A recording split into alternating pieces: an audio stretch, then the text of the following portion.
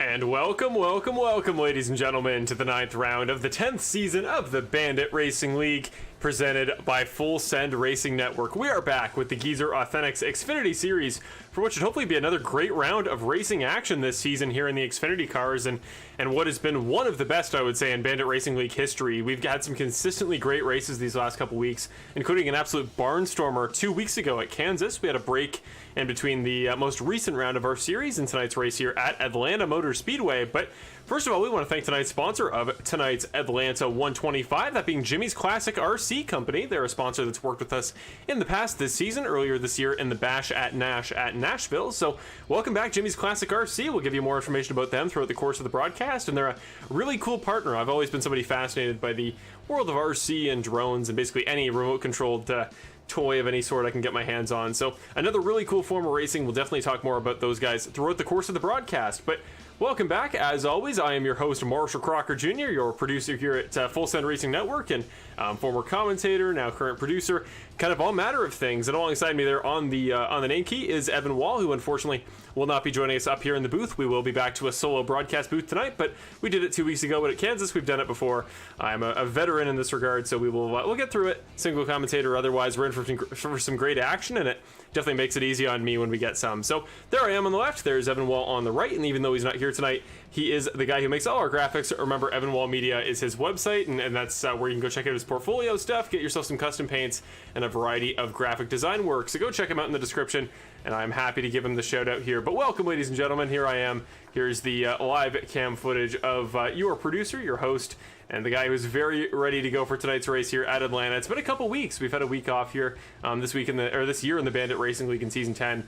We're adding in more break weeks just to give drivers and yours truly a chance to take some time off and just get some time to prep and some time to just take a Wednesday to yourself every once in a while. So yeah, I'm back and I'm ready to go here for tonight's race at Atlanta in the Jimmy's Classic RC 125. And as we were just talking about a few moments ago, that race 2 weeks ago at Kansas was one of the best in a very long time. Definitely a finish that I think will make a lot of people happy. A lot of people certainly are going to be happy that Brandon Jackson, driver the number 99, Action Jackson himself, came away with the win there, and what was an incredible finish. So before we get too far, and before we talk a little bit more about your sponsor tonight, I want to get a chance to go over your race recap for a couple weeks back at Kansas. So 2 whole weeks ago at this point. Time's really flying these days, I gotta say. But yeah, now time for the Full Send Racing Network race recap of the There's No Place Like Home 125 at Atlanta 2 weeks ago.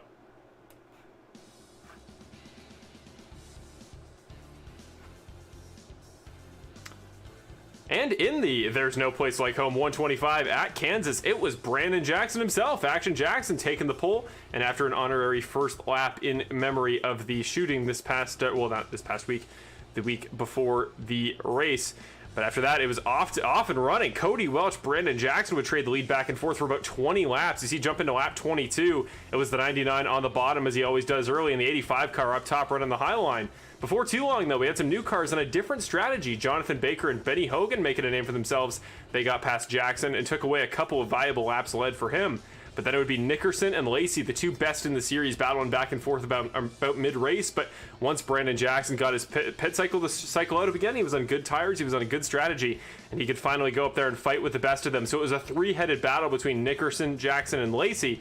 And late in the race, 2 to go, this was the pass for the win. It would be Jackson taking the spot with 2 to go on the underside through turns number 1 and 2.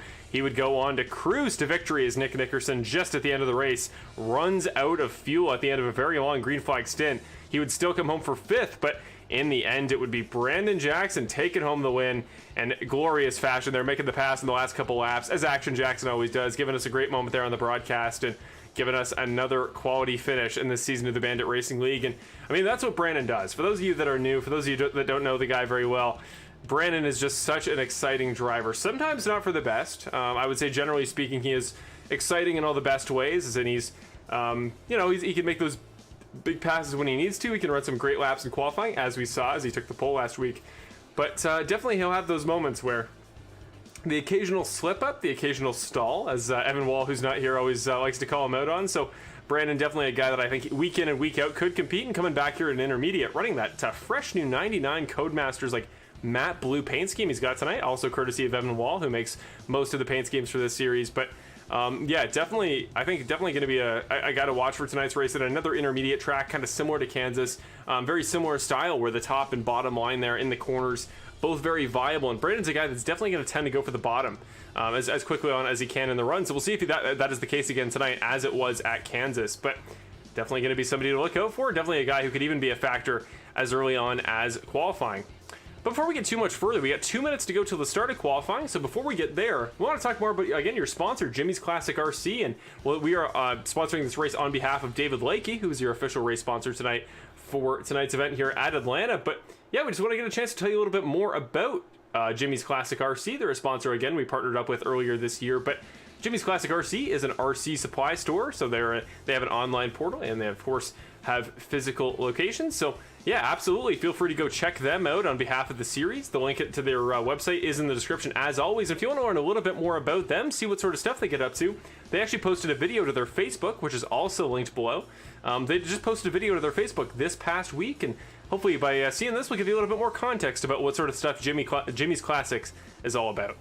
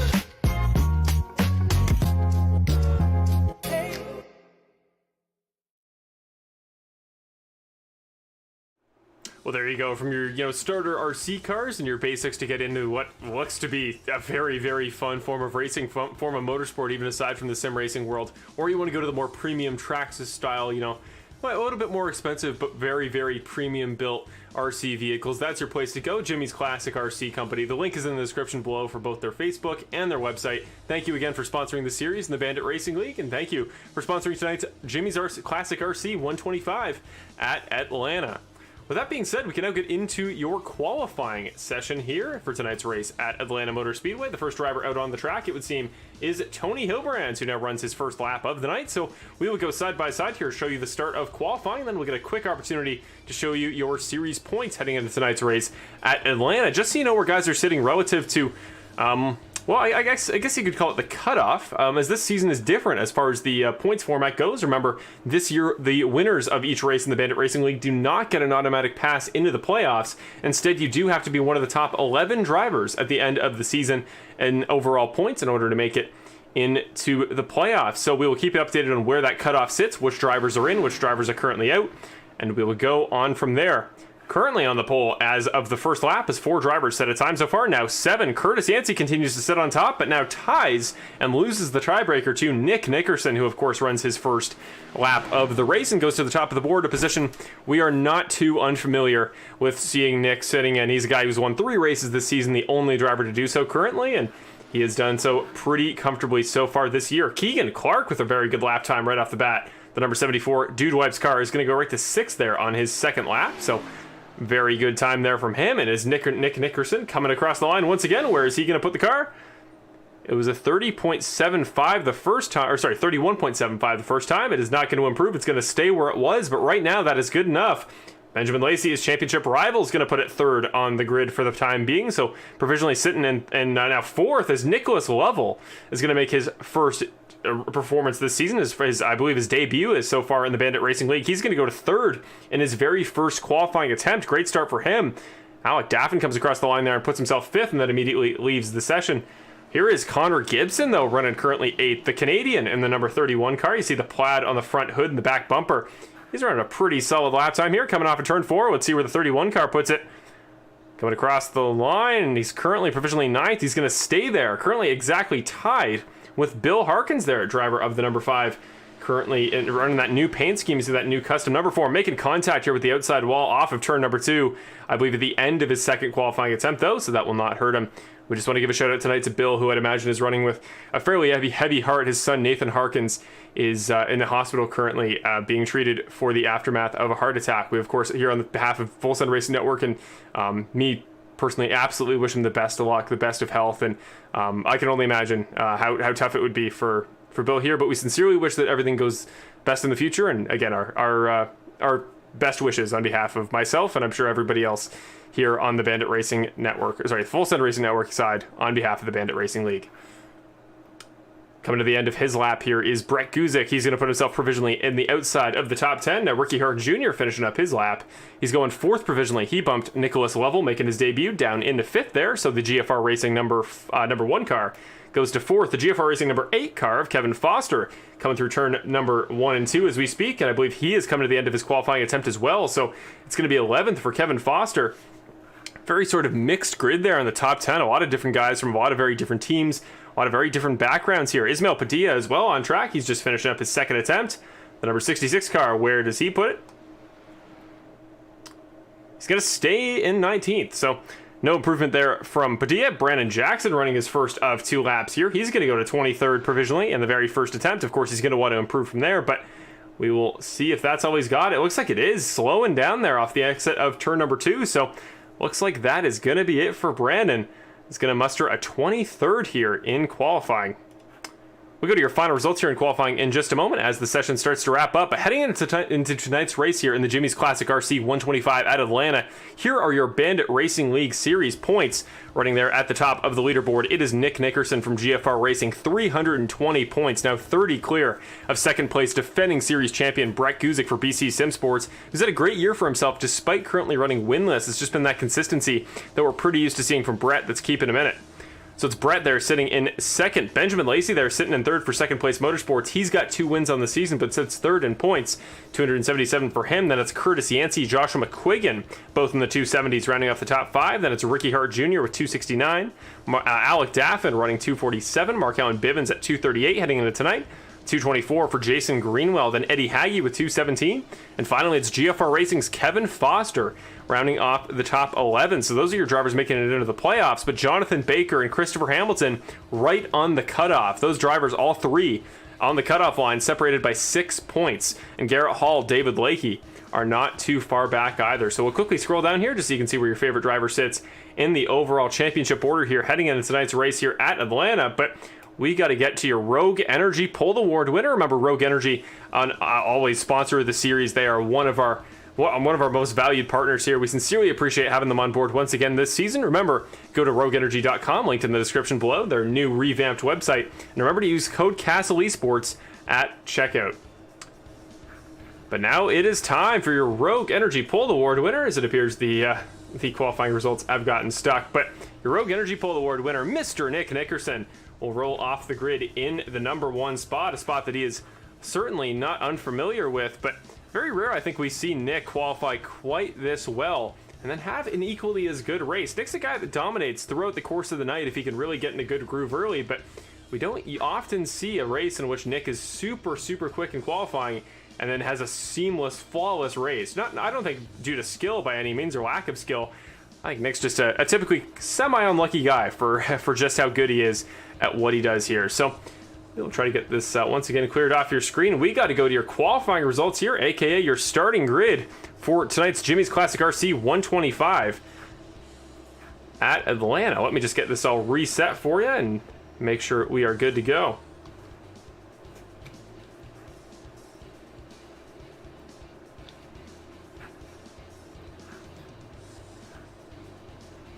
There we go, should be good to go now. So there is your starting lineup as Nick Nickerson and the rest of the cars continue to roll off of the grid. We're gonna have to go pretty quick, may not have time for the entire field here as we come off of turn number 2, but your starting grid for tonight's race. On the pole, the number 2 of Nick Nickerson rolls off alongside Curtis Yancey on the front row. Benjamin Lacy and Ricky Hart Jr. make up row number 2. Then alongside them, it is going to be in the 5th position. Sorry, we have gone past the 5th position. In the 5th position, we got Nicholas Lavelle making his debut tonight. Joshua McQuiggan in the 29 on the outside of row number 3. Daffin and Hamilton, 7th and 8th. Keegan Clark and Brett Guzik round off the top 10. It's going to be Kevin Foster, Bill Harkins, Connor Gibson, then Tony Hilbrand's David Lakey, and Mark Allen Bivens. That'll round off your top 16. And we will put the timing tower up momentarily so you can see where the rest of the drivers in tonight's starting grid are going to end up. But we got to get ready to go here. The pace car is about to take the left-hander onto pit road, and with that, we are going to get started momentarily. Never mind, we're going to go red one more time. So, okay, we are going to have time to get the rest of your starting grid tonight. So back to the starting grid. We were up to 16th there, so we will continue our charge down the order. In 16th, we got Mark Allen Bivens, as mentioned. Then Steve Ulrich starting in 17th for BC Sim Sports alongside teammate Benny Hogan there, now driving the number 11. After that, starting 19th, we got Ismail Padilla for GBR. Then Eddie Haggy starting in 20th. Christopher Ferrara and John Graham make up row number 11. Last week's winner, Brandon Jackson, starts alongside Robert Mathis. Hunter Henry and Garrett Hall roll off on row number 13. Brett Grunwald, Jackson Knock will start 27th and 28th. 29th for Alan Castle on behalf of Rogue Energy. Jason Greenwell, a championship driver currently in this season's points, will start in 30th. Then it's Nolan Gross starting 31st. Gary Wright starting in 32nd. Hayden Paul starts 33rd. Spencer Breslin in 34th. And that'll round off tonight's starting grid here at Atlanta. A 34-car field, a very healthy turnout, and hopefully one that will create some very, very exciting racing at a track here in Atlanta that has typically been known for its tire wear issues. Definitely one where tire conservation is key, but also one where we can see some great, really fun multi-groove racing. The pace car ready to take the left-hander off to pit road. This time by, there it goes. Nick Nickerson will control the field, your Rogue Energy Pole Award winner. And the green flag flies. Lap 1 here in the Jimmy's RC Classic 125 at Atlanta. Curtis Yancey, what a jump. He comfortably takes the lead from the outside of the front row down into turn number 1.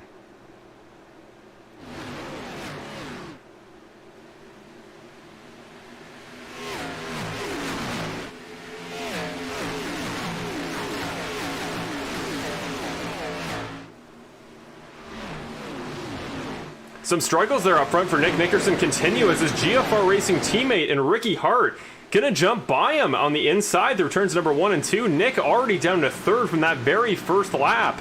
So Curtis Yancey will take over the lead of the field there. Joshua McQuiggan up 2 spots there just behind him. That 29 car off to a pretty healthy start so far. Nicholas Lavelle making his debut tonight, and that number 37 car, look for the orange car on your screen. Not a bad start for him so far. He's maintaining he's maintaining his spot. He's kind of holding his place here as he currently sits in 5th, though Christopher Hamilton's up 2 spots as GFR Racing teammate of Nickerson and Hart, who runs 2nd and 3rd. As we come across the line for the end of lap number 2, you're starting to see guys kind of separate out a little bit. Side by side go Daffin, and I think that was Benjamin Lacy. Daffin should get the better of that exchange here for the moment. Benjamin Lacy, just like his championship rival there, Nick Nickerson, already down quite a few spots here, 5 spots in the first 3 laps. So you got to wonder, is this a tire wear play? We know Benjamin Lacy, typically a very conservative guy, likes to play the strategy. This may be a case for him early on. Maybe just going to try to prioritize getting out of the way, letting other guys take the bottom. He'll get in his groove and try to save tires. Now gets back past Alec Daffin, and now he's going to start heading forward once again. Ismail Padilla, further back in the field, has gone off track, it would seem. Driver of the number 66 there. You see bouncing over the inside grasp, just avoids Brandon Jackson, I believe, who just got by him on the outside line, but we continue.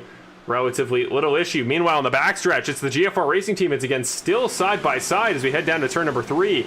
Curtis Yancey up front, breaking away by now 0.8 of a second. But this is the battle to watch. The two teammates who really haven't had that great of a chance to get together on track so far this season. They've just always seemed to end up on alternative strategies or in different places on track. And typically we haven't seen these two former champions of the Bandit Racing League go at it all too much. So Ricky Hart really using that middle to bottom line, and Nick Nickerson really trying to run the top. You see that great dynamic camera off of turn number 2 really gives you a sense of where guys are on track. Again, thank you to Track Cams for Gourmets, as always, for providing us our custom cameras here for the Full Send Racing Network coverage of the Bandit Racing League. But Brett Guzik here in that fuchsia sort of number 04 car. He's down to the inside of Keegan Clark, trying to get by Alec Daffin, who since, remember, gave up that spot to Benjamin Lacy a couple laps ago. And here comes Tony Hilbrands here, driver of the number 92. He started back in the 14th position, is now up to 10th here after a couple laps and riding on board here with the number 92 car off of turn number 2. You see Brett Guzik get really loose there on the bottom, trying to get that car in the groove. That top line assumedly would be the safer spot most of the night as far as a more gradual turning radius means you save more tire wear, but it's not the way he seems to be playing it right now, so we'll see if that changes over the course of the run. Further back, the first thing I'm noticing on our timing telemetry here is Eddie Hagee there, kind of leading the second pack of cars from 18th back to about maybe 28th or something like that. They are considerably far back from the pack in front, a 2.5 second gap from Bill Harkins in the number 5 at the end of the first pack, back to the start of this pack with Brandon Jackson and Eddie Hagee trading back and forth. So we'll see how long that stays the case, and maybe there's a reason that we have such a considerable gap between these guys. I didn't see an incident on track that would have caused that to be the case, so who knows? We will keep an eye on that as this stint goes on. But back up to the battle for second now, 8 laps into tonight's race. It is the 1, the 2, and the 29 going at it. 3 cars all battling for that same second place spot, and they're really battling for the second runner-up catbird seat to this guy, Curtis Yancey, chugging away up front. That 51 car, always known for his short run pace, something he's been incredible at in years past, and he's off to a good start so far tonight. The 51 car as he comes off of turn number 4 to start lap number 9. That gap up to 1.3 seconds. But again, back to this battle here between Hart, Nickerson, and McQuiggan. We'll get actually a view on board from Nicholas Lovell. Not sure if it's Lovell or Lavelle, unfortunately. I wish I knew, but we'll get that figured out for next week. The driver of the number 37 car, though, keeping pace with 3 very, very experienced, very talented Bandit Racing League drivers. You could argue 3 of the very best this season in season number 10, and 37 car trying to fall into a draft there in the outside line, trying to get in a bit of a rhythm and seeing if he can track down those guys. A bit of a wiggle you saw from Joshua McQuiggan just in front of him.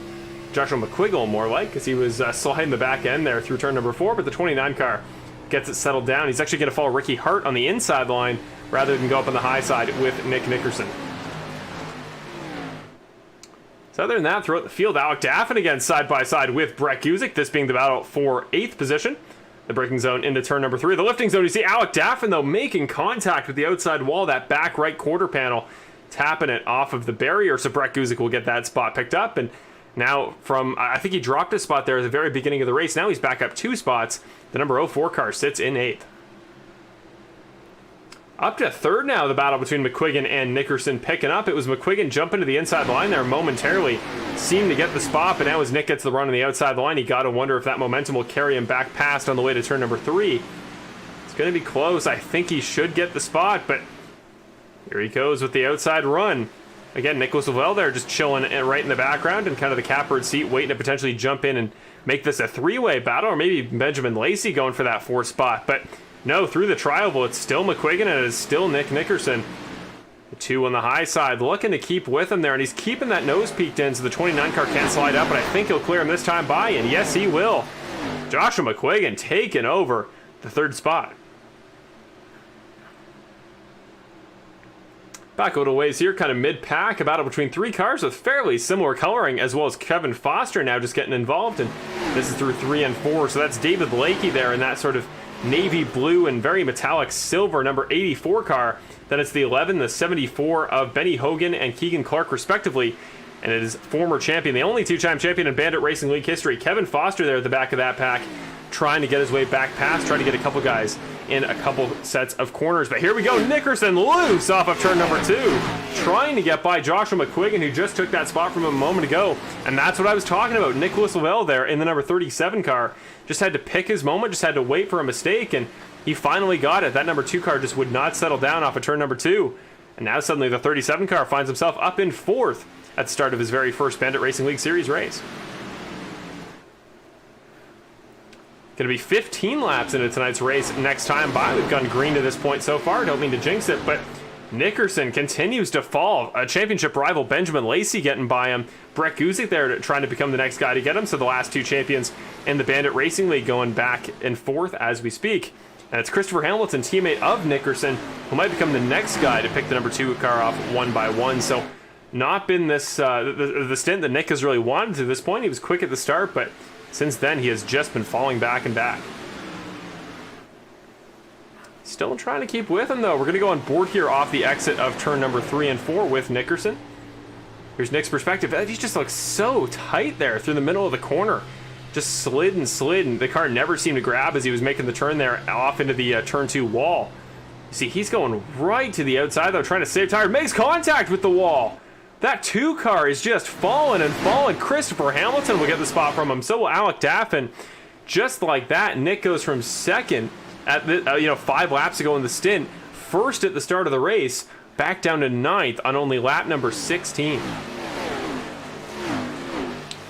With that, Ricky Hart is now trying to track down Curtis Yancey, who at this point in the stint is starting to lose pace. If we put up the lap time comparison here, the last couple between Hart and Yancey, you will see it's been advantage Hart each of the last 5 laps, and this is something we've talked about before, is that Curtis Yancey, definitely a guy that likes to push at the start of the stint, really get the most out of his car at the start, really find the limits, but on the longer runs where it comes to tire wear, that is usually an advantage of the other drivers around him in the series, and we're seeing it right now. Dawson Guzik called it out in the chat. Ricky Hart really starting to get the pedal down and starting to make up some ground there, and so is everybody else there in that pack behind them. There is a great 3-way little tussle going on. That's for 4th, essentially. No, 3rd more so. Is Nicholas Lovell again trying to find his way back by Joshua McQuiggan.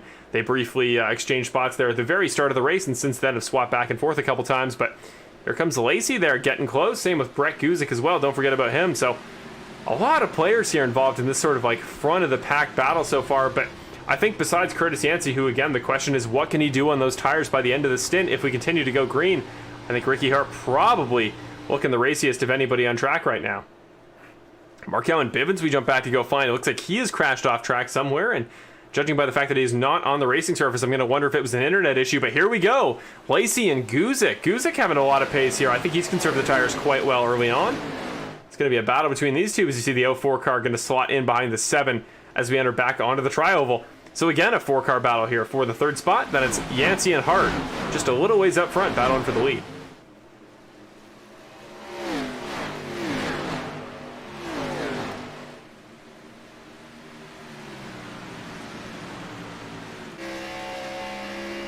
Looking off the back bumper here of Curtis Yancey, and we'll watch through the corners and see maybe where Ricky Hart is gaining time and where Curtis is able to break away a little bit. But I think at this point, with how consistent Ricky's been at this point in the stint, I think he's just getting them everywhere. I think that 1 car is just finding pace every single corner. And Ricky's a guy that we know in the past has been very good at Atlanta. He's won here before in the Bandit Racing League a couple seasons back. So we know Ricky knows what he's doing here at this particular venue, and he is, he's getting in his rhythm here, it would seem, as we get to lap number 20. So already about a 1/6 of the way through the race. If we go green for most of this event, may not be a very long one for you tonight, but Ricky Hart trying to make his way up there. And you know he's looking for that first win this season. Still winless in season number 10. I think he was winless in season number 9. So it's been a bit for Ricky Hart Jr. He's definitely a guy going to want to make his way back into victory lane just for a confidence builder this season. He's comfortable in the points, but getting that win in the Bandit Racing League, such a competitive series where winning is such a difficult thing to do, definitely comes with quite a bit of benefit. But here we go. It's going to be Bill Harkins there in the 5 against Connor Gibson, who qualified quite well up there in 13th position. The number 31 car almost sliding up in the back end of Harkins, but woes it up and gives the spot up to Christopher Ferrara, driver the number 13, our longtime friend of the channel. He's a guy who's commentated with us many times before. He's driving that Apex Sim Racing number 13 car, and what a night it's been for him so far. Just want to thank, as we have not as of yet, we want to thank Perfect Shine Auto Spa for being a huge supporter of the series. They are the sponsor of your starting lineup, as well as anything else we do as far as racing orders and anything of that nature, as well as many other segments on the broadcast. And that is because they are a longtime supporter, longtime sponsor of the series, and we are very proud to have them on board. So again, Perfect Shine Auto Spa. The link to their website is, as always, in the description. But we tuned in very briefly for the rest of that battle between Gibson, Gross, Grunwald, Ferrara, And now it's becoming a battle for 25th position here. Nolan Gross battling with Bill Harkins, who just dropped back a couple spots. And Steve Ulrich here. This is the battle for 25th, 26th, and 27th. So Gross doing a pretty good job here to hold off the guys in behind. And as we come out of the tri-oval, we are going to stay with Gross 25th, Ulrich 26th, and Harkins 27th.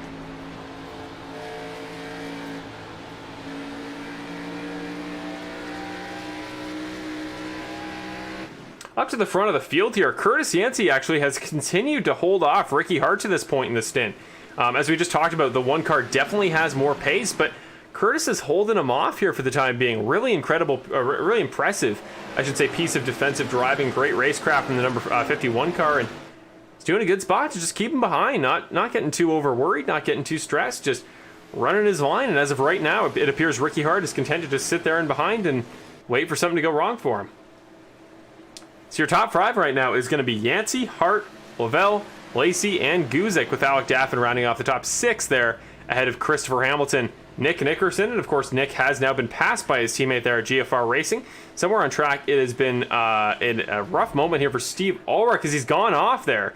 See the driver of the number 25 car. We're going to go to your first Apex Sim Racing replay of the night and see what happened to Steve Ulrich. We were just watching this battle a moment ago. Steve getting tangled with Nolan Gross there off of turn number 2, just gets tagged as he kind of checks up there to avoid Connor Gibson in front.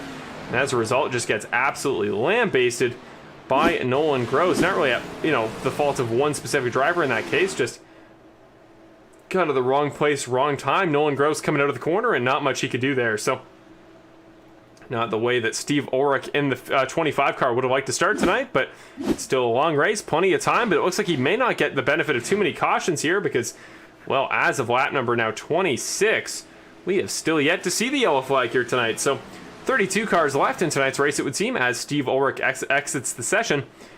And remember, your top 5 made up of 1 rookie, 2 defending series champions, or 2 former series champions, and Benjamin Lacy and Curtis Yancey, 2 extremely fast drivers who have been really consistent all season so far. Back into turn number 1 and 2. We are just about to get to your pit cycles tonight, but before we get too far, we're going to take a quick commercial break here. Just going to go side by side here. As always, these single-man booth broadcasts definitely need the occasional break, so we will jump away for just a moment, but we will keep you tuned. We'll keep you locked into all the racing action, and we should hopefully catch it in time for your first caution cycle of the... Sorry, not first caution. Your first pit stop cycle of the race to see where guys factor out off of pit road.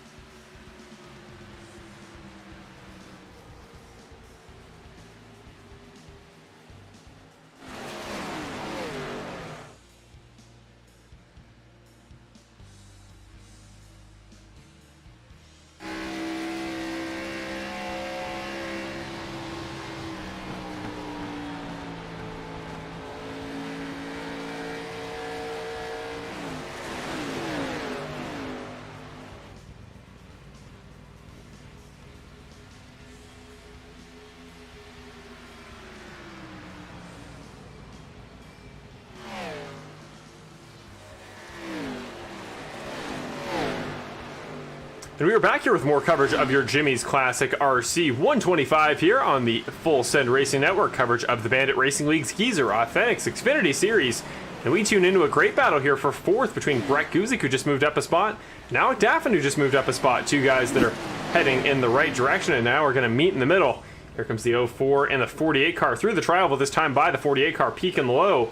May get to the inside as we get to turn number 1. He will. They go side by side up into the first turn of the 4-turn Atlanta Motor Speedway. Just up ahead is Benjamin Lacy, who continues to chug away there in third, and your top 5 have really evened out. The lap times have gotten quite consistent. Curtis Yancey actually opening up an 8, maybe 8, 9, 10th gap on Ricky Hart Jr. So it's not been a bad stint whatsoever for Curtis as we've gone on here, probably suggesting that maybe that tire wear issue that we were a little bit worried about, that has historically been kind of a problem for the number 51 car, he has definitely worked on it. Now he's the guy to beat right now. Curtis Yancey looking potentially on pace for what could be a very smooth sailing, comfortable first win of the season, but typically the Bandit Racing League not quite that easy, so we will definitely keep an eye on Curtis as we go forward. And this battle for seconds heating up because 4 guys off of turn number 3, into turn number 3 I should say, might have a shot at that position. Here we go through 3. On the bottom is Hart. Guzik sliding up to the top side. He was on the bottom originally. He moved up. Should get a good run off the corner, but I think it's actually going to be Lacy with the best run off of turn number 4. Here he comes through the trial. We're going to get some help from Alec Daffin. So watch as the guys cycle around each other. It's interesting to watch where guys like to place the car as far as the top line, the bottom line, who they want to work with. And just going to be interesting to watch how passes happen tonight here at Atlanta. Is this the sort of racetrack where guys really want to make that aggressive move the first chance they get to get behind a guy? We'll see if Brett Guzik's going to shy in that direction here as he gets to the inside of Alec Daffin through turn number 3.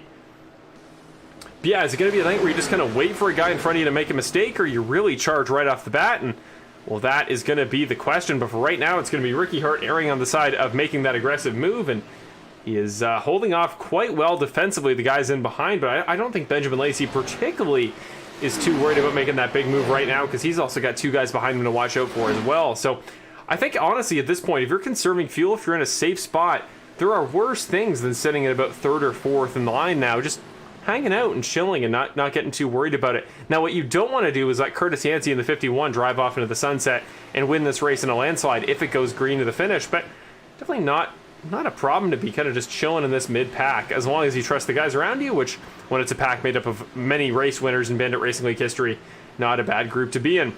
Joshua McQuiggan now exits off of his pit stall and back off of pit road, and somebody was asking about what happened to him on lap number 23. Unfortunately, I am not quite aware. It was a sudden drop. I kind of noticed it in the background, but didn't get a chance to see what it was. Here comes Garrett Hall and Robert Mathis coming down pit road as well. Same with Connor Gibson, Jackson Knock, and Ismail Padilla. But yeah, that is a very solid question we will maybe investigate through the course of tonight's race. But as Yancey coming down pit road, your race leader locks it up and gets loose there. Coming into his pit box, was there a speeding penalty infraction on that braking point? Well, maybe. We will see. We will find out momentarily, I'm sure. But right now it's going to be Yancey, Hart, Daffin, Hamilton, Nickerson. Your pole sitter has dropped back a decent ways. Then Kevin Foster, David Lakey, Benny Hogan, Tony Hilbrands, Jason Greenwell, as well as Brett Grunwald. Then it's Hayden Paul and Bill Harkins all down pit road this time. So staying out long, 1 lap later than the rest of the field. It's going to be Lacy, Guzik, and newcomer Nicholas Lavelle. And I think the 7 and the 04, definitely 2 guys you want to watch out for when it comes to strategy and conservation. 2 guys who have won that way many a time in the past, and they are both going a lap longer on field, which could be vital. But another guy who's going long on field, this is kind of uncharacteristic. It is Brandon Jackson there. 2 weeks ago's race winner in the most recent Bandit race at Kansas. Well, now he gets back out up front that new number 99 Codemasters car. So he's going to get his chance in the spotlight here. Should be coming down pit road this time. And this is going to suggest that 38 laps is the maximum number you can do on a tank of fuel. So we'll keep that number in mind throughout the rest of the race tonight. It's looking like it's going to be a 3-stopper if we go green to the finish. So 2 more stops after this should get the drivers to the end of tonight's race. But we will find out if that is indeed the case, as well as Eddie Hagee and Hunter Henry and Gary Wright all coming down pit road this time.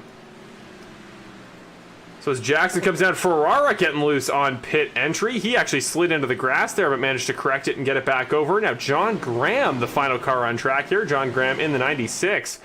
Really interesting to see a guy go this long now, 39 laps on a tank of gas. So seeing this potential in the car has to be a wake-up call for some of these guys, that if they didn't think they could go this far in their own stint, well, then clearly John Graham's doing something that you guys aren't. So definitely got to watch out for it, but he's really slowing here into turn number 3 and 4. I wonder if he's literally running out of gas as we speak, but Now, it could just be his usual pit entry procedure. And it looks like whoa, he gets loose!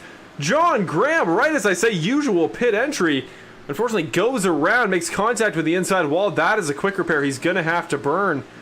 Hasn't even made it into his box yet, and he's going to give up the lead to Alec Daffin, the driver of the number 48 car. The first driver to have pitted to now get to the lead of the race. He pitted on lap number 36, kind of pulled the undercut there, so he ran one lap on fresher tires than the rest of the field, which can actually be a 2 or 3 second difference. So maybe not totally representative of the overall pace he has or how much he's leading by. We'll see once guys, get their tires worked in and the guys who pitted later have that benefit come out, and we'll see where everybody cycles out. But for now, not a bad way to start the second stint for a guy in Alec Daffin who has won a race this season. Remember, he won back at Auto Club earlier this year. Looking on track for actual battles now as we exit pit road, and we see one right here. Again, two former champions, Ricky Hart in Season 7, Brett Guzik in Season 9, going back and forth as you see the one car on the outside line flying by the camera in turn number 2. Here comes Hart, going to peek to the inside, down into turn number 3. Here goes the one car, comfortably getting to the inside there. Really no defense whatsoever being put up by Brett Guzik. He's just going to run the high line, hope the improved momentum actually benefits him, and it does. The 04 car just ran his line, stayed confident, and looks like he's going to put the one car and at least hold him off at bay for one more lap at the moment. What a run it's been for the one car. This has been a great stint for him.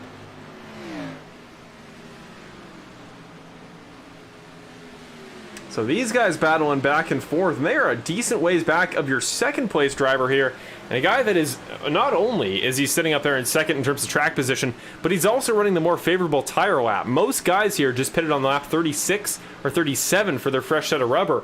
Benjamin Lacy pitted on that second lap, so he went further on fuel and should have fresher tires, even if marginally, for the rest of the stint. So Benjamin Lacy is only doing everything he needs to. He's only doing well right now. So as Brett Guzik continues to hold off Ricky Hart Jr. and gets that pass officially made, we jump up to see the gap between Daffin and the Lacy. So it's going to be Daffin, I think, but maybe 4.5 tenths there as we go through the tri-oval for the lead. So remember, he pitted a lap earlier, and as I said, that 3-second gap probably going to drop down a little bit as the stint went on.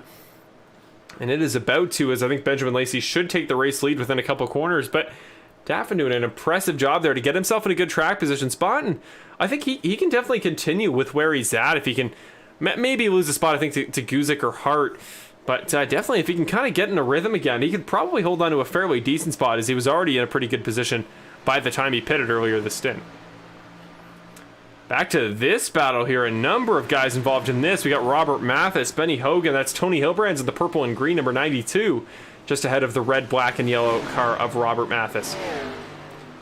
Off of turn number 4 we come. So this is the battle between the 13th, 14th, 15th, and 16th place drivers. And we're seeing a lot of pack racing here tonight at Atlanta. Not like the real-life version of Atlanta, which is now basically a super speedway, the way the corners are designed. But we're just seeing guys running together in very tight groups as we see the number 26 of Garrett Hall getting by Benny Hogan for position there. So nice little move by him. But yeah, we're seeing at Atlanta tonight, guys can run real close to each other for an extended period of time, which is promising for good racing, not just now, but towards the end of the race. I was curious to see where Brandon Jackson there in the 99 car as we see this battle continue between Daffin and Lacy for the race lead. Remember Daffin, that Twitch number 48 car, and then it's Lacy in the number 7 green entry right behind him. But yeah, I was curious to see if Brandon Jackson was going to exit out of the pits running a lap longer. And he's actually done so, it would seem. He's back up to 10th. I'm just looking at his lap times right now to see how he's running comparably. Didn't run the fastest lap time of everybody up here in the top 10, only a 32.06. Ricky Hart, sitting in 4th, ran the fastest of anybody in the top 10 that last time by, but definitely going to have slightly more favorable tire wear. I mean, 2 or 3 laps difference there because he pitted on lap number 39. That is going to be substantial compared to some of these other guys who pitted early. Guys as early as lap number 34 is when Joshua McQuiggan came down pit road in the 29. So those extra laps on tires going to work themselves out in the end, but it's all about maximizing your strategy as far as running the most laps possible on fresh tires, clean rubber, and running the minimal fuel possible at the end of the race. But here we go, side by side once again, this battle between the 48 car and the 7 as we fly by the backstretch wall. Here we go. through 3 and 4. He continues to hold them off, though. That seems to be the theme tonight at Atlanta. You can carry all the pace you want. You can catch a guy really quick, but it's another challenge entirely to pass them, and I think Benjamin Lacy is about to find that out right now.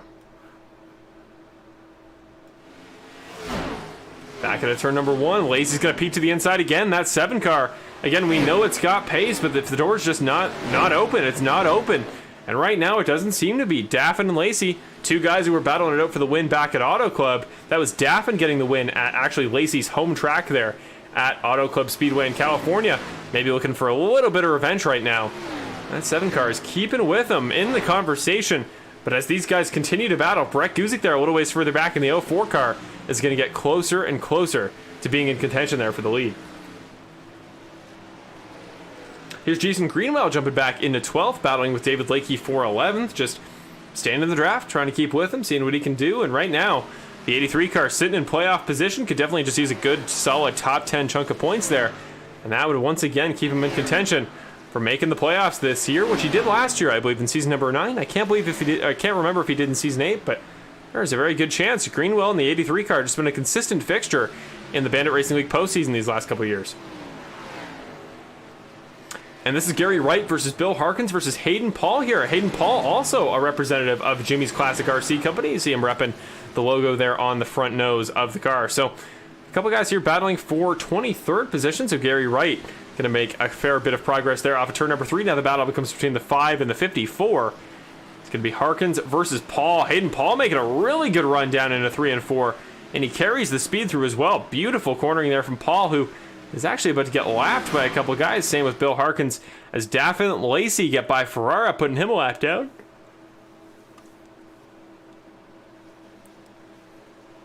Ferrara was trying to fight back there for a moment, but nope, in the end did have to give the spot up to the 48 and the 7. So almost halfway through tonight's race here at Atlanta, 52 laps down out of 125. Again, no cautions to this point in the race. So this is the type of racing we like to see in the Bandit Racing League. Nice and clean, lots of good little tussles, good little passing maneuvers, but relatively few caution laps, because those are the worst from a broadcast perspective, I must say.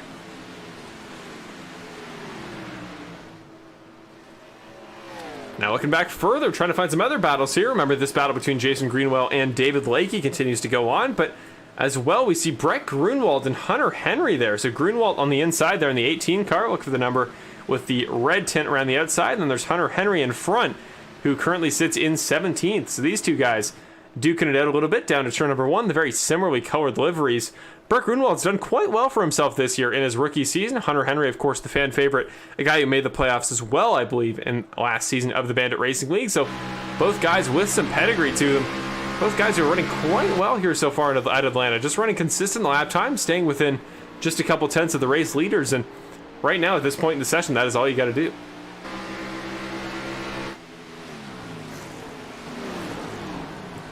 Lap traffic definitely playing a factor for your leaders right now, as you see the 48 and the 7 car getting by Bill Harkins there in the 5, just trying to wiggle their way through, trying to plan, okay, where can I take my spots? Where is the opening available?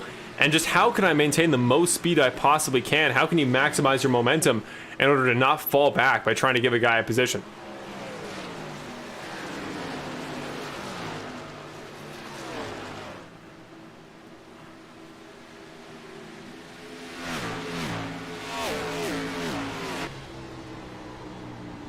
Side by side we go here in turns number 3 and 4. Went to go to the onboard of Lacy and realized he was side by side with the 48 car, but Daffin should once again, with the better run in the outside line, get the move done.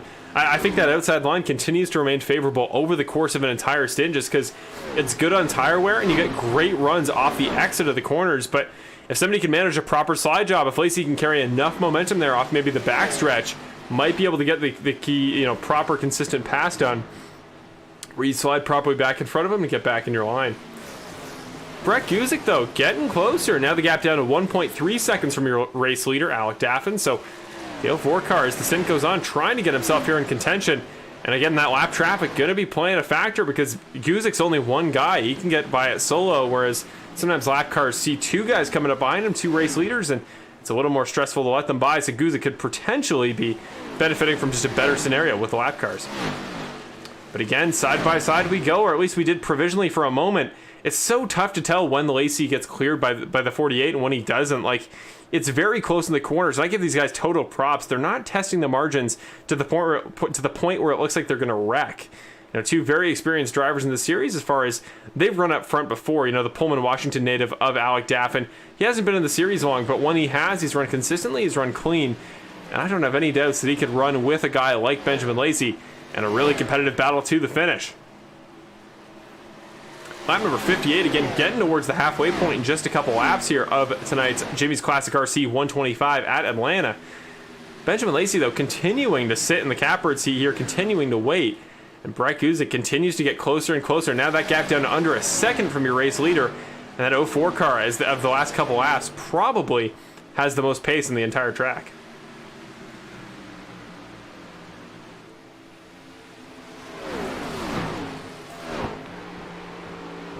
Look at the gap here between Benjamin Lacy and Brett Guzik. Not only the gap on track, but also a comparison of their last 5 lap times. You can see each of the last 5, Guzik has been quicker. So that gap's starting to come down, at least for second. And as it resets for a moment, you can actually kind of tell as these guys continue to go back and forth. Compare Daffin and the Lacy's laps, they are dead even, and just like they are on track, side by side they go, the 48 car. Going to get the better of that exchange once again. Who was faster that time? It was Lacy. So Benjamin Lacy faster 4 out of the last 6 laps. So it's kind of a domino effect. Each guy progressively further in the top 5 gets a little bit faster. And you get up to the leader, Alec Daffin, who continues to do what he needs to do, continues to run solid laps. But if he's going to hold off Benjamin Lacy for the rest of the stint, he's going to have to really watch his tire wear. And that is easier said than done when you got a guy breathing down your gearbox.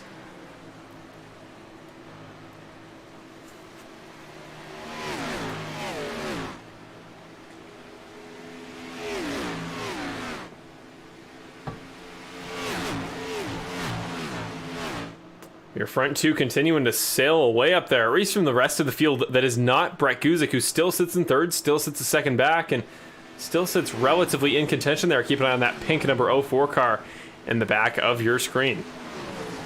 Christopher Hamilton and Nicholas Lavelle now going to battle for 5th here. 2 guys that swap spots there a little bit earlier in the previous run. And they're right behind Ricky Hart Jr. for 4th as well. So this is kind of a 3-headed monster that is making a little bit of progress lap after lap, but they're a full 3.5 seconds back of your current race leaders. Hayden Paul comes down pit road there and walked it up a little bit. I think got a little bit loose on entry, but gathers it up and makes a nice little save there. So again, shouting out Jimmy's Classic RC, his sponsor, and of course tonight's sponsor of the 125 here at Atlanta.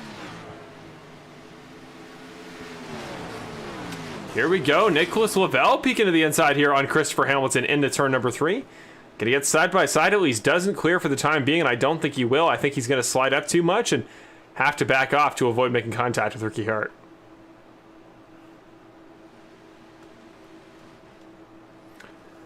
Back up to the front, he's going to try it again. Benjamin Lacy just lap after lap.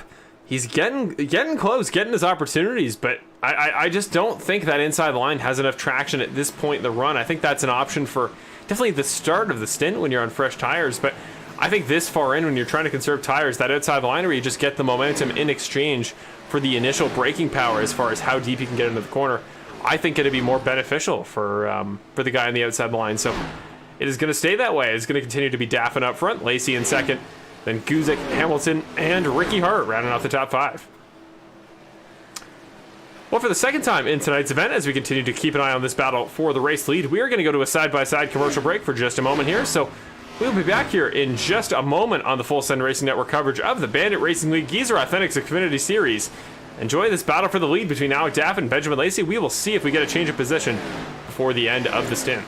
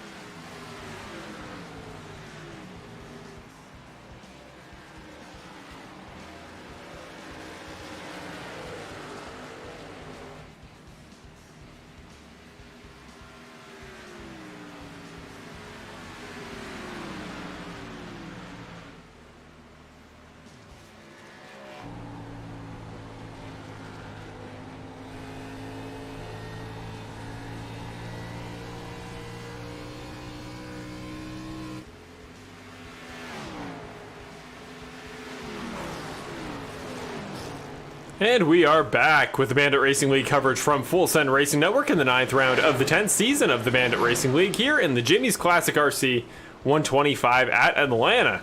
Down pit road comes the number 26 car of Garrett Hall. This time by, we were keeping an eye on that fun little battle there between himself and Robert Mathis. Well, that concluded with Mathis getting the upper hand, and now Garrett Hall comes down pit road.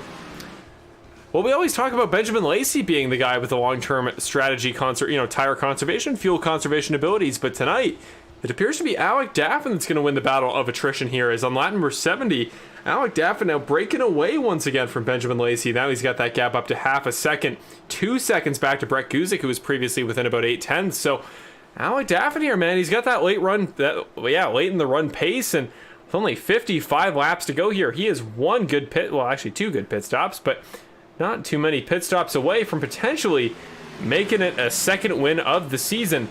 And what could be, I think, the first green flag clean sweep of the season. I don't think we've had a race go green all the way to the end yet, so could be a first here for the season 10 of the Bandit Racing League. But here comes Kevin Foster, here comes Joshua McQuiggan, David Lakey already down pit road there, same with Robert Mathis, and Hunter Henry just exiting. Kind of a race off pit road here between Henry, Mathis, and Graham.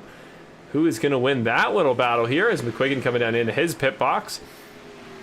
Henry a lap down, yellow flag right as I talk about it comes out, and it's Brandon Jackson, it would seem, somewhere on track, who provisionally went around. Where is Brandon? Here he is. So not sure if it was a solo spin or what, but first time of the race, we're going to go to your Apex Sim Racing replay and see what brought out caution number 1. That's what it would be. Brandon Jackson. He always makes the moments for us here on the broadcast. That's kind of what he's known for. And in this case, it was just a slide. Let's go back a little bit further there just to make sure we get proper context for how that whole thing started. So here he comes into turn number 3 there. Okay, I don't know if it was contact or he tried to go under a lap car. Let's get one more view on that. Here comes the 99 car up behind Christopher Ferrara. Ferrara kind of pinch him, I guess, sort of. It was a weird spacing thing, the way they both moved in reference to the 99 car coming up from behind. So Brandon just not really anywhere to go, gets squeezed. We'll go back to his perspective there from the in-car cockpit cam one more time.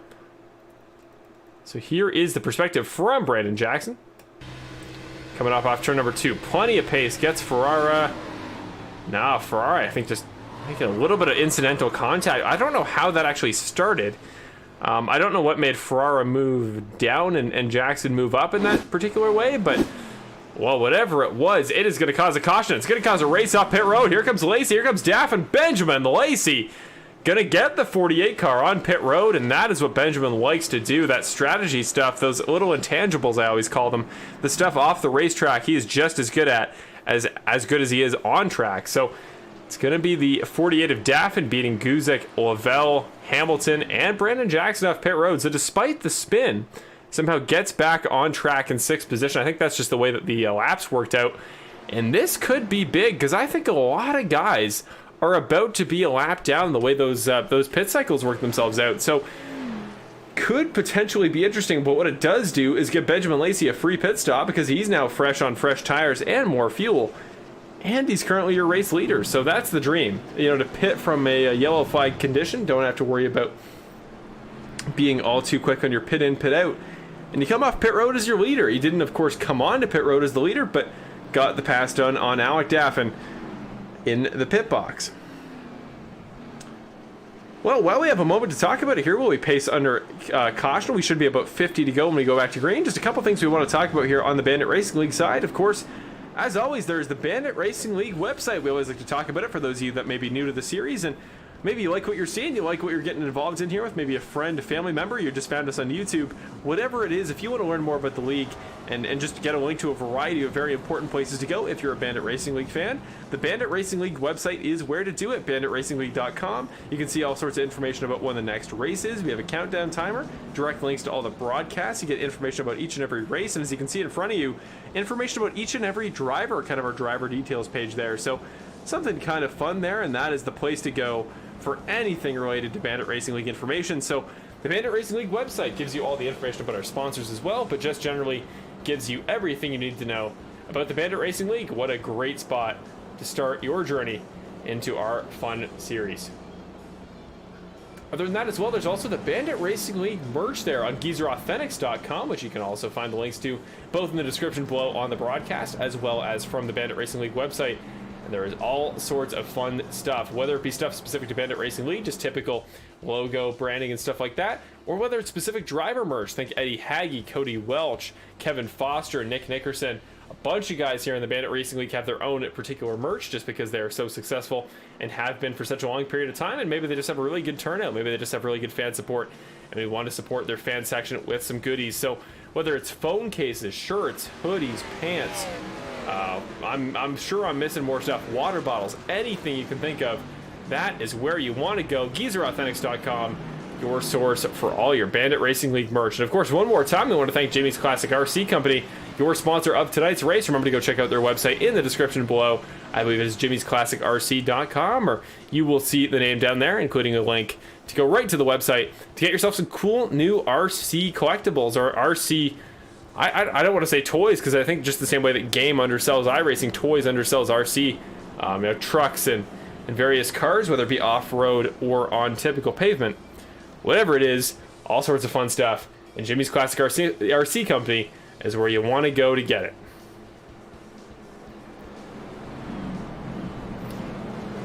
Okay, so with that, we're going to be 50 laps to go here as we go to the 76th lap here behind the pace car. So again, first caution of the day. What a green flag stint we started off tonight's race with, but now it's getting serious. We got one more pit stop for everybody. Nobody should be able to make it to the end on fuel unless, well, as Evan always says, Evan Wall Media, cautions do breed cautions. So we could see enough to negate the need for another pit stop under green, but I think we're going to kind of get back in a rhythm like we just saw. It's going to be interesting having everybody packed up again. That benefit that Lacy and David had from just running away from all those laps, well, that kind of gets wiped, and the slate is clean. If you figured out this racetrack over the course of the race, well, now you have a chance to show it. As always, we want you guys in the broadcast chat to get involved, and I always love hearing from you guys and getting some perspective and maybe getting some questions or anything like that, or maybe just race predictions for tonight. Who do you think is going to win in the 9th round of the 10th season of the Bandit Racing League? So throw it in the description down below as always, and I will answer or mention anything I can possibly get to, depending on how much chaos we get in this next stint.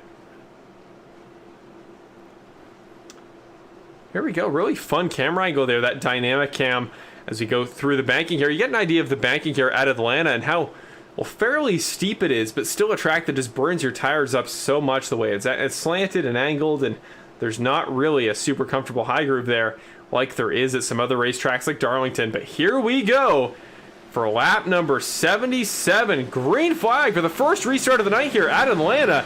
Benjamin Lacy in the number 7 car, after taking the lead in the pits, going to lead us down to turn number 1.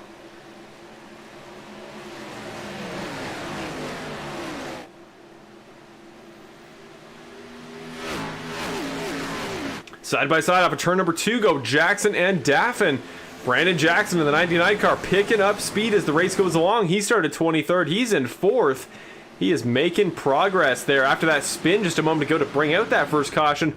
Well, that only seemed to play to his benefit as now he defends Nicholas Lavelle, who's currently trying to make his way up back into the top 4 where he sat for most of that last stint. So Brandon Jackson definitely figuring something out. His strategies all kind of come together. And now I think that car is in a pretty favorable spot to go for the race win tonight, as we see Brett Guzik there off of turn number 2 right to the outside wall, trying to get every piece of speed he can out of that number 04 car. But it's Lacy back to the point up front. Benjamin Lacy in the 7 off of turn number 4. Remember, he was defending quite well earlier on in the race, then couldn't get by Alec Daffin, who was doing well from the point. So we'll see with fresh tires if guys are a little bit more willing to make those aggressive moves early in the stint, try to get track position, then defend from there. And usually you'd think, okay, you want to be conservative, you want to wait a little bit, and you're content to sit back because eventually your tires will be better than somebody else's. You can make the easy pass and you'll have more pace at the end. But at a certain point, if defense is going to be the dominant sort of between defense and offensive, defense is going to be the more powerful side of that coin tonight. Might be better to get yourself up to the lead here earlier on in this stint rather than later. But now it's going to be 45 to go next time by here, and plenty of fun little battles here throughout the top 5. Remember, I talked about that Nicholas Lavelle battle with, it's Christopher Hamilton now, who just got by, actually, he got by the number 37 car, and he will now try to get by Brandon Jackson there. So Surprisingly, the only GFR racing driver in the top 5 is Christopher Hamilton. The next closest is Nick Nickerson, who again sits down in 9th. Just hasn't really been his night. Not that there's anything wrong with 9th, to be fair, but Nick, being your pole sitter tonight, he has dropped back, but second caution of the night comes out. Maybe cautions breed cautions, coming true as it often does. Who caused this particular caution? It is unclear. I think Hunter Henry was just coming off of pit road at the time, but did that have anything to do with it? We will see.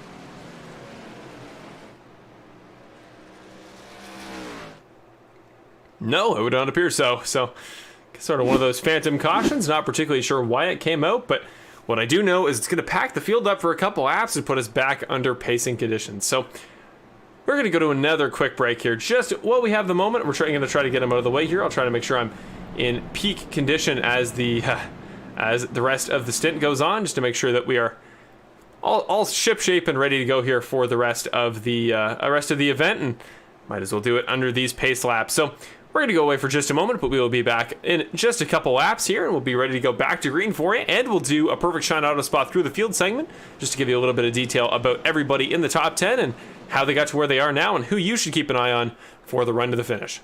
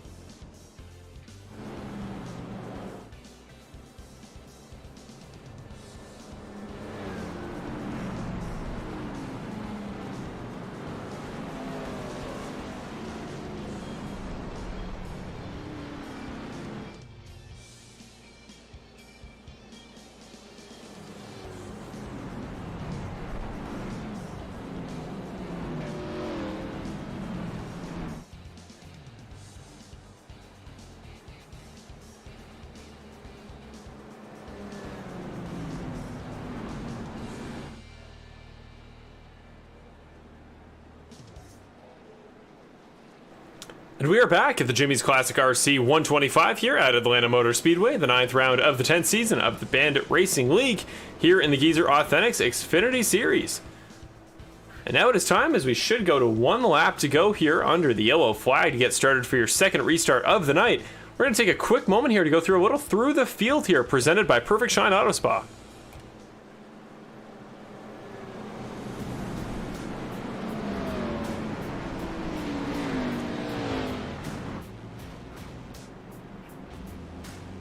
And the guy we got to start with, your current race leader, Mr. Benjamin Lacy. He was not your pole sitter, but he was pretty darn quick in qualifying as usual. He's a two-time race winner this season, and he was definitely the guy. If we did race picks tonight, definitely the guy I was going to look for. He's good with tire conservation. He's good with fuel conservation.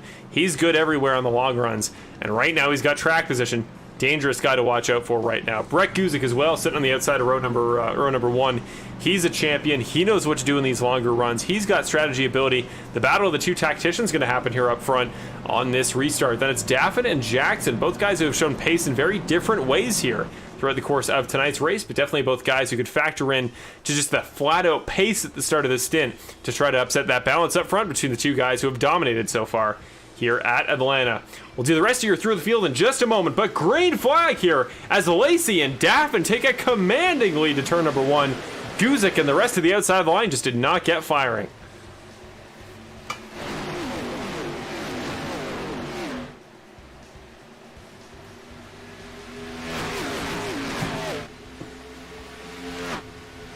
Off of turn number 3, here comes Jackson. Hamilton momentarily got the spot there on the 99 car, but fighting back from that outside line that was not favorable there on the restart. Well, Brandon Jackson has powered through, and now he's up into 4th once again. So it's going to be Daffin splitting the two drivers who were on the front row on the restart. It's going to be Lacy, Daffin, Guzik, Jackson, Hamilton, your top 5. Up to the top goes Daffin, down to the bottom goes Guzik and Jackson.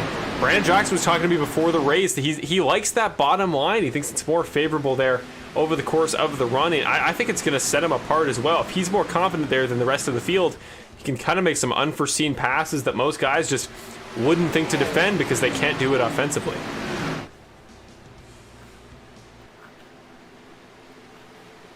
Here we go through the trial. Well, continues to be in the favor of the 48 as far as that battle for second. Benjamin Lacy up front, starting to work that gap up a little bit already. 4.5 tenths for him as the battle for second place continues. Now it's Hamilton and Nicholas Lavelle. And Jason Greenwell getting involved as well. Good for him, the driver of the number 83 car. He's not going to go away quietly as he's currently sitting right in front of Nick Nickerson, current series points leader, who again, since being tonight's Rogue Energy Pole Award winner, has just not had the pace over the longer runs. So here we go, under the timing flag. Here we go, 87 laps down.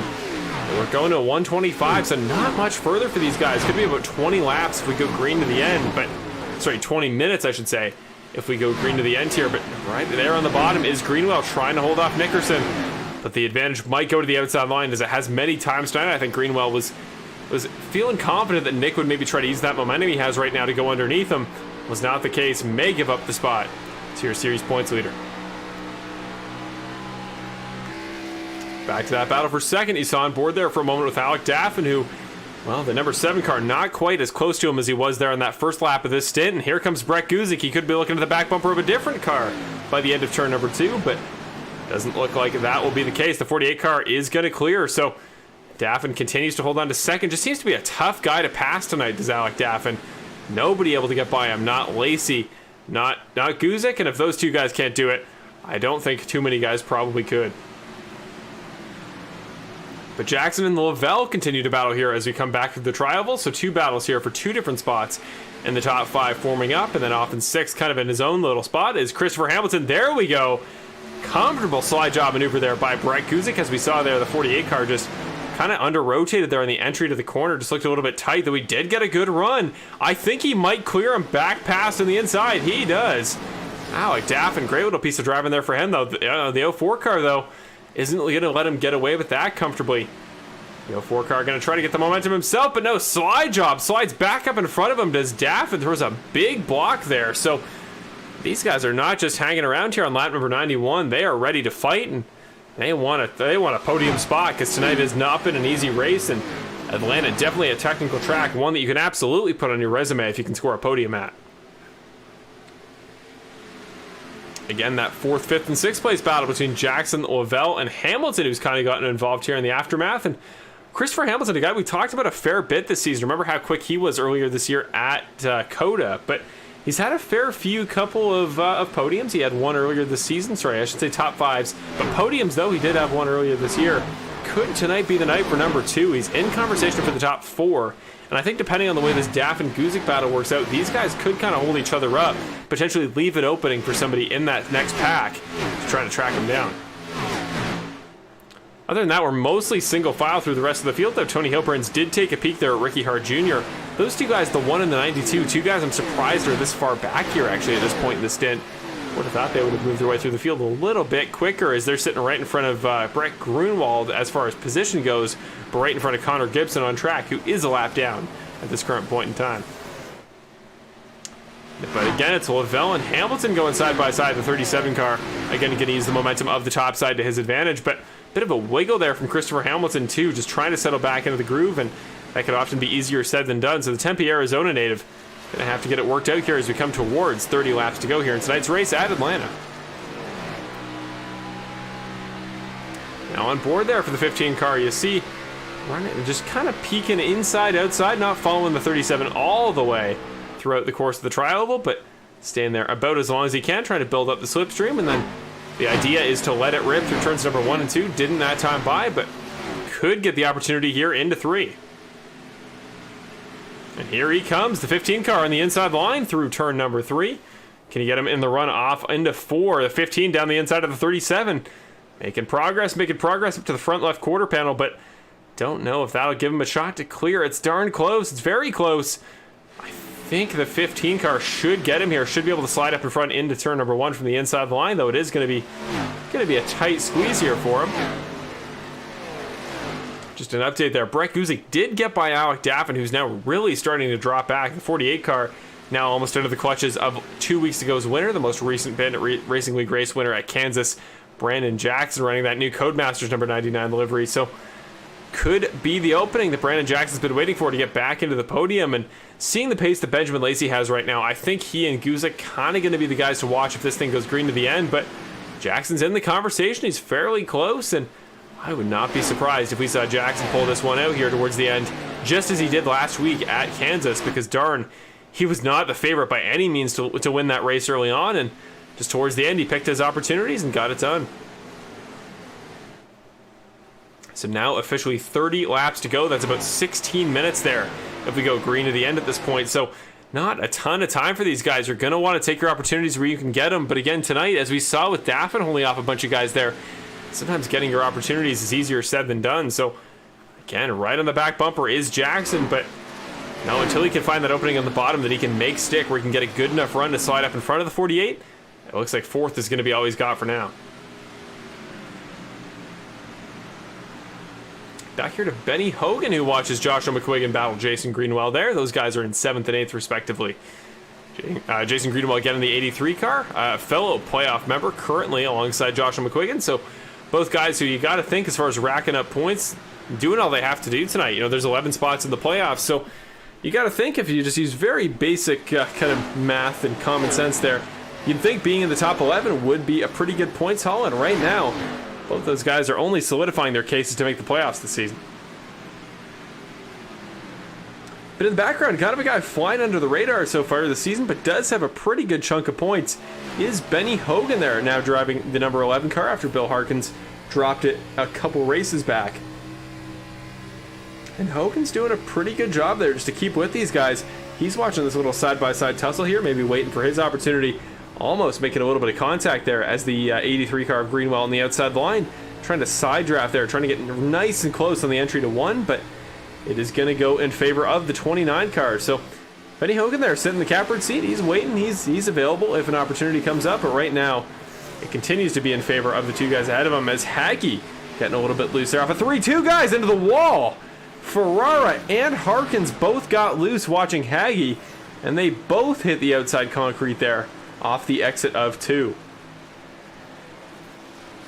2 pretty big names coming down pit road here. The first being Nick Nickerson.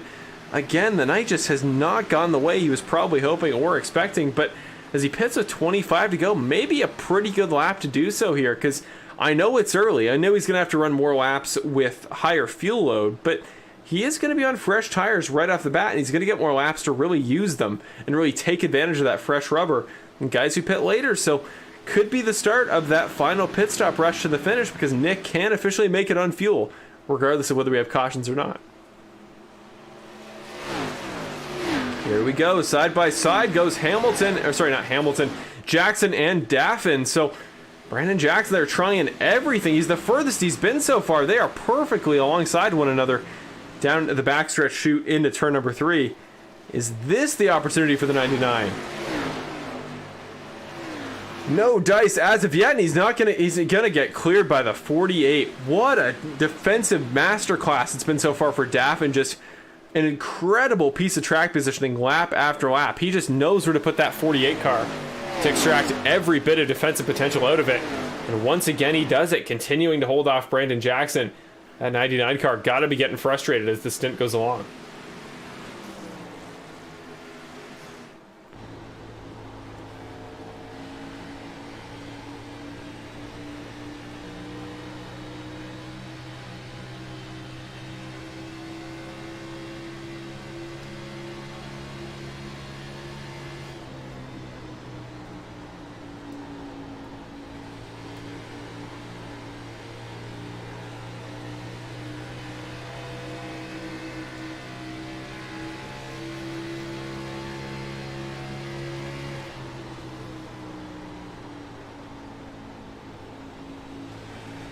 Here we go as we watch Brandon Jackson duking it out here as we speak with the driver, the number 48, Alec Daffin. Let's go to his onboard car perspective and actually see Brandon Jackson there live on Skype. That is what his setup looks like, and gotta wonder again how he's feeling right now, because this has not been an easy run for that number 99 car. All that momentum from that last stint definitely still in play. He's definitely still fast, but he's kind of hit a brick wall now that he's caught up to Daffin, though they are actually catching the two guys in front. That gap from Lacy to the guys in behind is shrinking drastically. So Benjamin Lacy, potentially a race that a couple laps ago I called not cut and dry or decided or anything, but definitely pretty confidently in Benjamin Lacy's favor if it goes green to the finish, at least as far as track position. Well, that is not the case anymore. So everything can change here in the Bandit Racing League. That's the one lesson I hope you guys have all learned over the course of this season here, watching live on Full Send Racing Network, and it is definitely happening in tonight's race here at Atlanta. So coming towards 20 laps to go here this next time by. We're getting to the end there.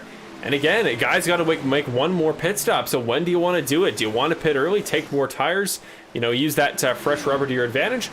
We will see. We'll see how guys opt right now. But Brandon Jackson's coming down, Lacy's coming down. Here we go. This is when most guys are going to do it, and the worst thing you can do right now is take a pit exit or entry speeding penalty. So didn't look like Lacy did. Guzik, Jackson, Lavelle are in. McQuiggan, Lakey, Greenwell is going to have to back up a little bit. He slid through his spot, but here we go. The battle off pit road, and it's going to be the most important of the night. Lacy right side up on the jack. Left side should be going up momentarily. Where is he going to exit out? There goes Hayden Paul off of pit road. It's going to be close. Brett Guzik was quick. Lacy slow in the jack. He's still on pit road. Lacy still sitting in his pit box. The race could be going up in smoke for a championship contender such as Benjamin Lacy. Still on pit road. What is happening to Benjamin Lacy? Can't even find him in my telemetry right now. Not sure what happened to the 7 or what is currently happening to the 7. He's still there on pit road. Your race leader on the final green flag stop of the race, typical Bandit Racing League craziness, is still sitting in his pit box just waiting for the race to end. Waiting for that, whatever pit service is getting to end, I should say. Still on pit road. His race could be over. Now he leaves the pit box, but Benjamin Lacy, your race leader, and his race, or at least his chances at a win, are done just like that. Incredible how things can change in the span of one lap. So it's going to be Ricky Hart Jr., final driver staying out here, has yet to pit. You're going to see these two guys, Nicholas Lavelle and Jason Greenwell, they just pitted. They are going to fly by the number 1 car as he moves to the outside here towards the end of the race. So the only opportunity these guys who still have yet to pit have to make this strategy work at this point and be more beneficial than the guys who are taking tires now is if he can go to the end. At 81, lap 81 is when Ricky Hart pitted. That's just way too long ago. Like, you are not getting 50 laps of fuel out of this car. It's not how it works. So I don't personally foresee Ricky Hart Jr.'s race going at least as far as a win. I think he's a little bit too far back of what is actually the race lead here, which I guess now would go to Brett Guzik here, who doesn't have a huge gap back to Brandon Jackson by any means. He's only 2.5 tenths clear. Both these guys have to catch Nick Nickerson, who again does have older tires. He's on 6 laps older rubber, but Guzik versus Jackson. Jackson looking for his 2nd in a row. Guzik looking for his 1st of the season. This could be a fun storyline to the end here as we come through 3 and 4. Gonna go to 15 laps to go here. Next time by the line. Back out up front, Ricky Hart Jr. Is this the lap he comes down pit road? It is not. He stays out as a gaggle of cars goes by, including one containing both Christopher Hamilton, who did lose a number of spots as well on that pit cycle. Again, a couple guys still have yet to pit, but even when you take those guys into consideration, Hamilton lost 4 or 5 spots. So just guys that having some struggles tonight there on pit road. Again, those intangibles, I always talk about them. It's not just your race pace as a driver. It's also how you do your pit entry, your pit exit. Can you minimize mistakes and speeding infractions? And some guys can and some guys can't. You got to wonder if that's what the problem was for Hamilton. We saw a guy lock up on pit entry. Could potentially have been the issue. So whatever it is, his night gets considerably tougher, and we are getting later and later in the stint. 14 to go, going to be 13 to go momentarily. This race is coming towards its conclusion. Now Brett Grunewald going to get a spot from Ricky Hart Jr. Even on 10 laps older tires, you got to assume, based on his pit lap relative to Ricky Hart Jr. There you see the lap time comparison from Brett Grunewald to Ricky Hart Jr. And Brett was a full 1.5 seconds faster last lap. I'm going to assume Ricky Hart Jr. must have hit a wall or something, had a bit of a moment, because that is a considerable amount of time to lose. That is not just tire wear, especially not when Grunewald should theoretically be on older tires. So here we go, this battle for effectively the actual race lead once the guys up front come into pit. So Guzik getting by the older tired Nickerson, Christopher Ferrara putting himself up in the high side, so much slower on those older tires that Nick actually had to dive out of the way, going to lose some momentum for himself. There was Kevin Foster for just a moment, who currently sits in 4th. But here we go, Brandon going to try it again, coming towards 10 laps to go. The time is running out for the 99 car. Can he do what most guys have been unable to do so far tonight and just make a clean one-on-one pass here on the inside of the line? He liked it before the race. He was talking about maybe that's the way to go, and is it going to be the way to go here in these final 10 laps? Until he got the win 2 weeks ago at Kansas.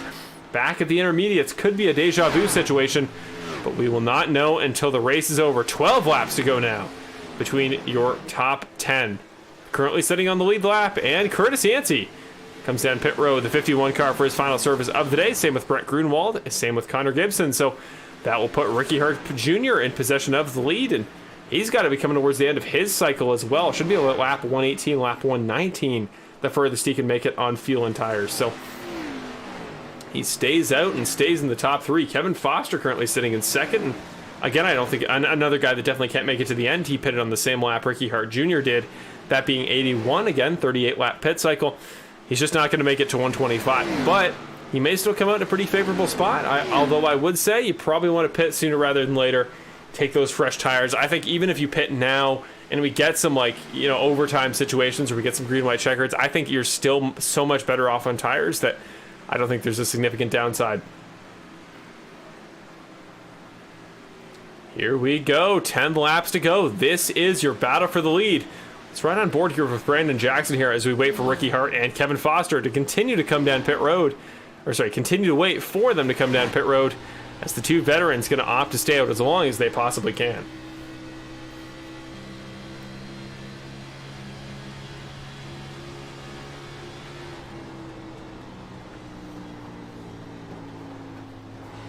Whoa, contact off the wall for Brandon Jackson, just trying to find every second he possibly could. And he flew a little bit too close to the sun, just didn't work out for him in that particular instance. Was trying to get all the momentum he could, go as wide as he could, and carry that momentum through the tri-oval. Didn't work. And now with 9 laps to go, the number 99 car finds himself in a bit of adversity.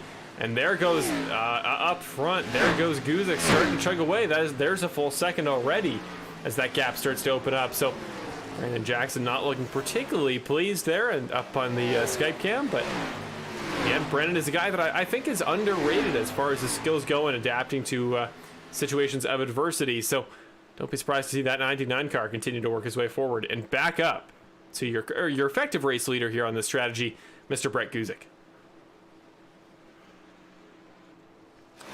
Now back to Ricky Hart Jr. here. Your current race leader, and again, still does have to come down pit road, but man, absolute credit for going as long as he has so far. There we go. Now he's slowing up, heading down pit road, and will his teammate Kevin Foster for GFR Racing take the race lead for just a couple laps, or will he come down pit road here as well? He's going to stay out, so Kevin Foster here going to lead his first lap of the race. I think going to become your 5th different race lap leader this on this current event here in Atlanta, and now 7 laps to go.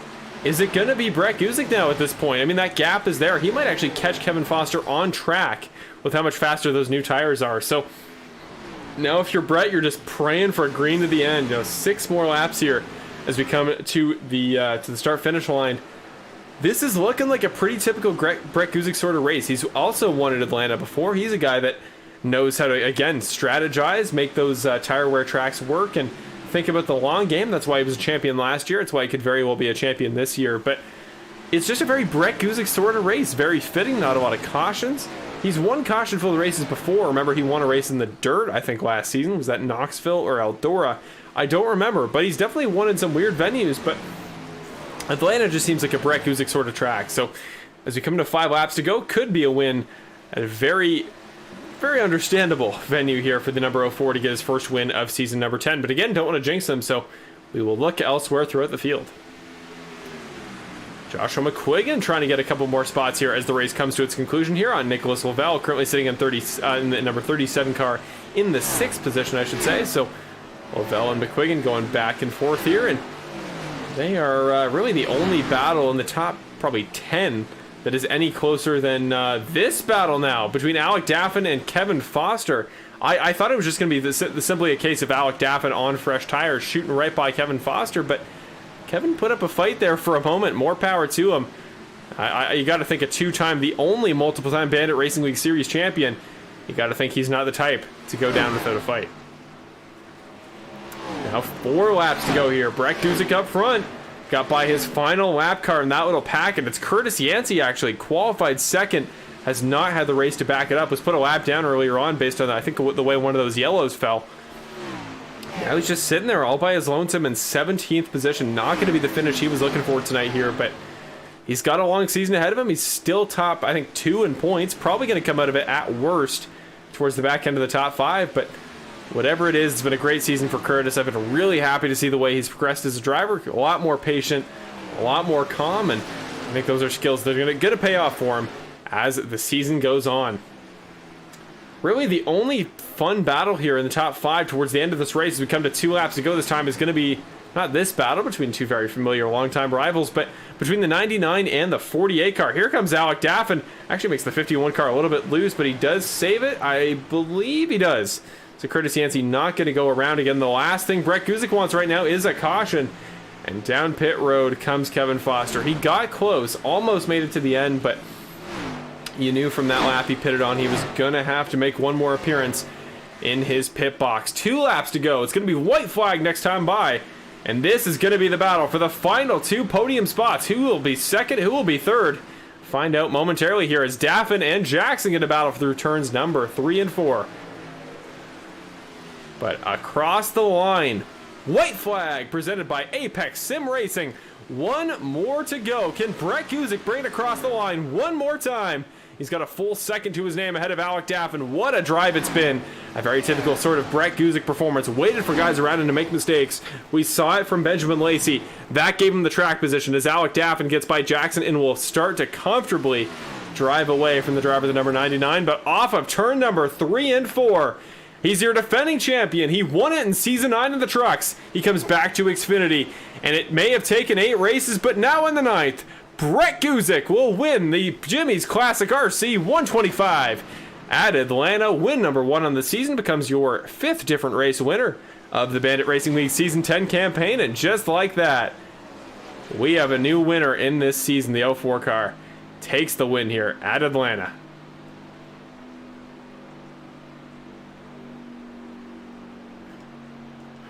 What a drive here for Guzik. Good to see Brett Guzik getting back up there at the top of the podium, man. It's been a great season for him. He's had a couple podiums, as we would typically expect from a driver of his caliber, but just seeing that top of the line pace, seeing a guy that can go out there and really, I don't want to say dominate, but towards the later stages of this race, it was clear with his strategy, it was clear with his track position, this race wasn't going any other way. So good on Brett Guzik, and we will talk to him in just a moment here as he runs a couple laps here. Going to do a bit of a celebration off of turn number 1 and 2, and again, it's going to be Alec Daffin taking home 2nd, Brandon Jackson taking home 3rd. We're going to interview both of those gentlemen in a couple moments, as well as, again, your race winner, Mr. Brett Guzik. So we'll get him ready in the interview booth as soon as he's done his little race winner, whatever you would call it. Kind of, not, what are they, Polish victory laps and you go backwards? He's not going backwards, so I guess it's just regular victory laps here. But doing one for the virtual fans here in the iRacing sim racing world. And there we go.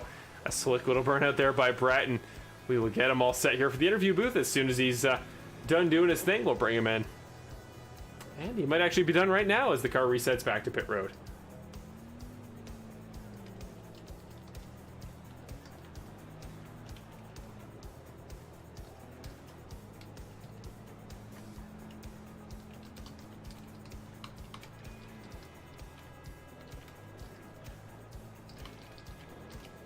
Okay, now ready in the broadcast booth is going to be Brett Guzik again, your winner tonight, his first of the season at Atlanta.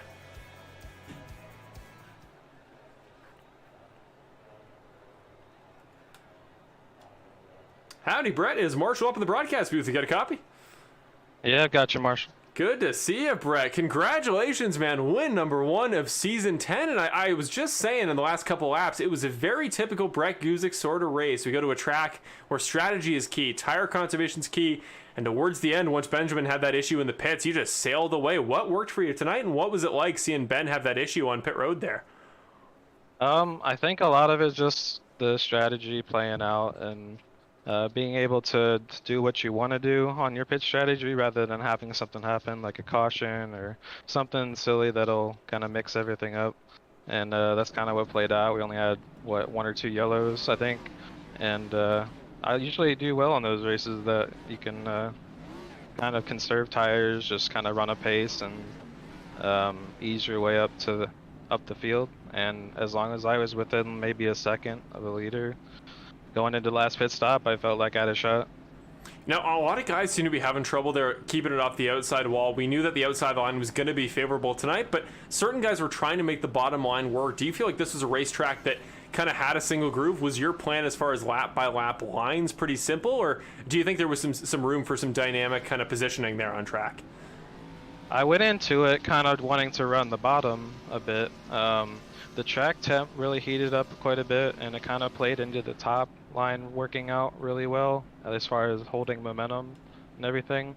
Probably in that last stint, I found a little bit of forward drive on the bottom coming out of 2, and that's kind of what helped me kind of ease up to those guys a little bit. And just being able to manipulate both lines or all 3 lines was actually pretty key.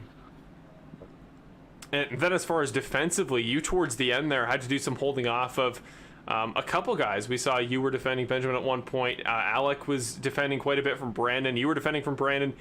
Defensively, where do you think the sort of dominant side to be on was? Were you happy to be defending as the car on defense, or do you think it was a track where there was a lot of passing potential from an offensive perspective? I don't know. Usually I feel pretty uneasy when I have to go to the outside to defend, just kind of channel that momentum and hold them off.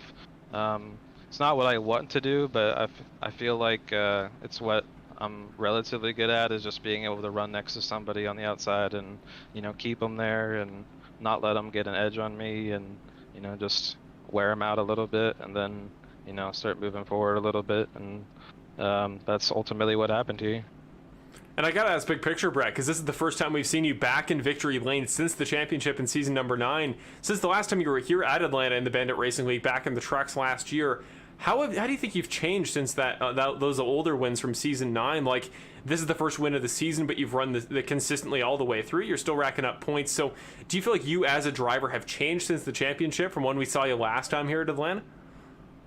A tiny bit. I feel like I'm a little more patient, a little more just letting the race show up if it's there or not. Like tonight I qualified 10th or something like that, I think. And I just tried to pick them off one at a time and work my way up there, maybe get into the top 5 in the first run, and then get into the top 3 on the next run, and then, everything just played out tonight. Yeah, it all seemed to fall into place there at the end, and you coasted to victory, one of the largest margins of victory we've seen this year, just because of how many crazy finishes we've had. So there you go, Brett. Win number 1 this season. Congratulations. And you know what to do because you've been here many a times in the past. So any sponsors, friends and family, anything you want to shout out, now's your chance. Yeah, I'd just like to thank everybody on Full Send Racing Network, you, Marshall, Evan when he's in the booth, just everybody who puts this on, Bill for adminning and running this league, as well as just everybody watching tonight. Hope you saw a good race. It might have been a much more green flag than normal, but hopefully that Atlanta multiple lines really put on a show. I think it definitely did. And yeah, Green Flag Racing can never complain with that. So, again, good to see you back here in Victory Lane, Brett. It was only a matter of time. And, again, a very Brett Guzik style of race. And I think we got some racetracks that'll play to that skill set after Watkins Glen next week. So, best of luck in the future, Brett. And, I hope we'll be talking to you soon. But you're a defending champion. I'm sure I will be. All right, thanks, Marshall. It's now lightning outside. See ya. Thanks, guys. Yeah, you could kind of hear the lightning in the background of his feed there. I thought it was actually on mine, over on my side. There is a storm actually happening up here in Canada, which is kind of nice that really everywhere over the world right now it is pouring rain somewhere. Be sure to update us if you have pouring rain where you are right now, or if it's unique to Brett and I specifically at this current moment. But that being said, we got to get ready for your second interview of the night here with the driver, the number 48, Mr. Alec Daffin, racking up another podium this season and what has been a very successful rookie campaign for him.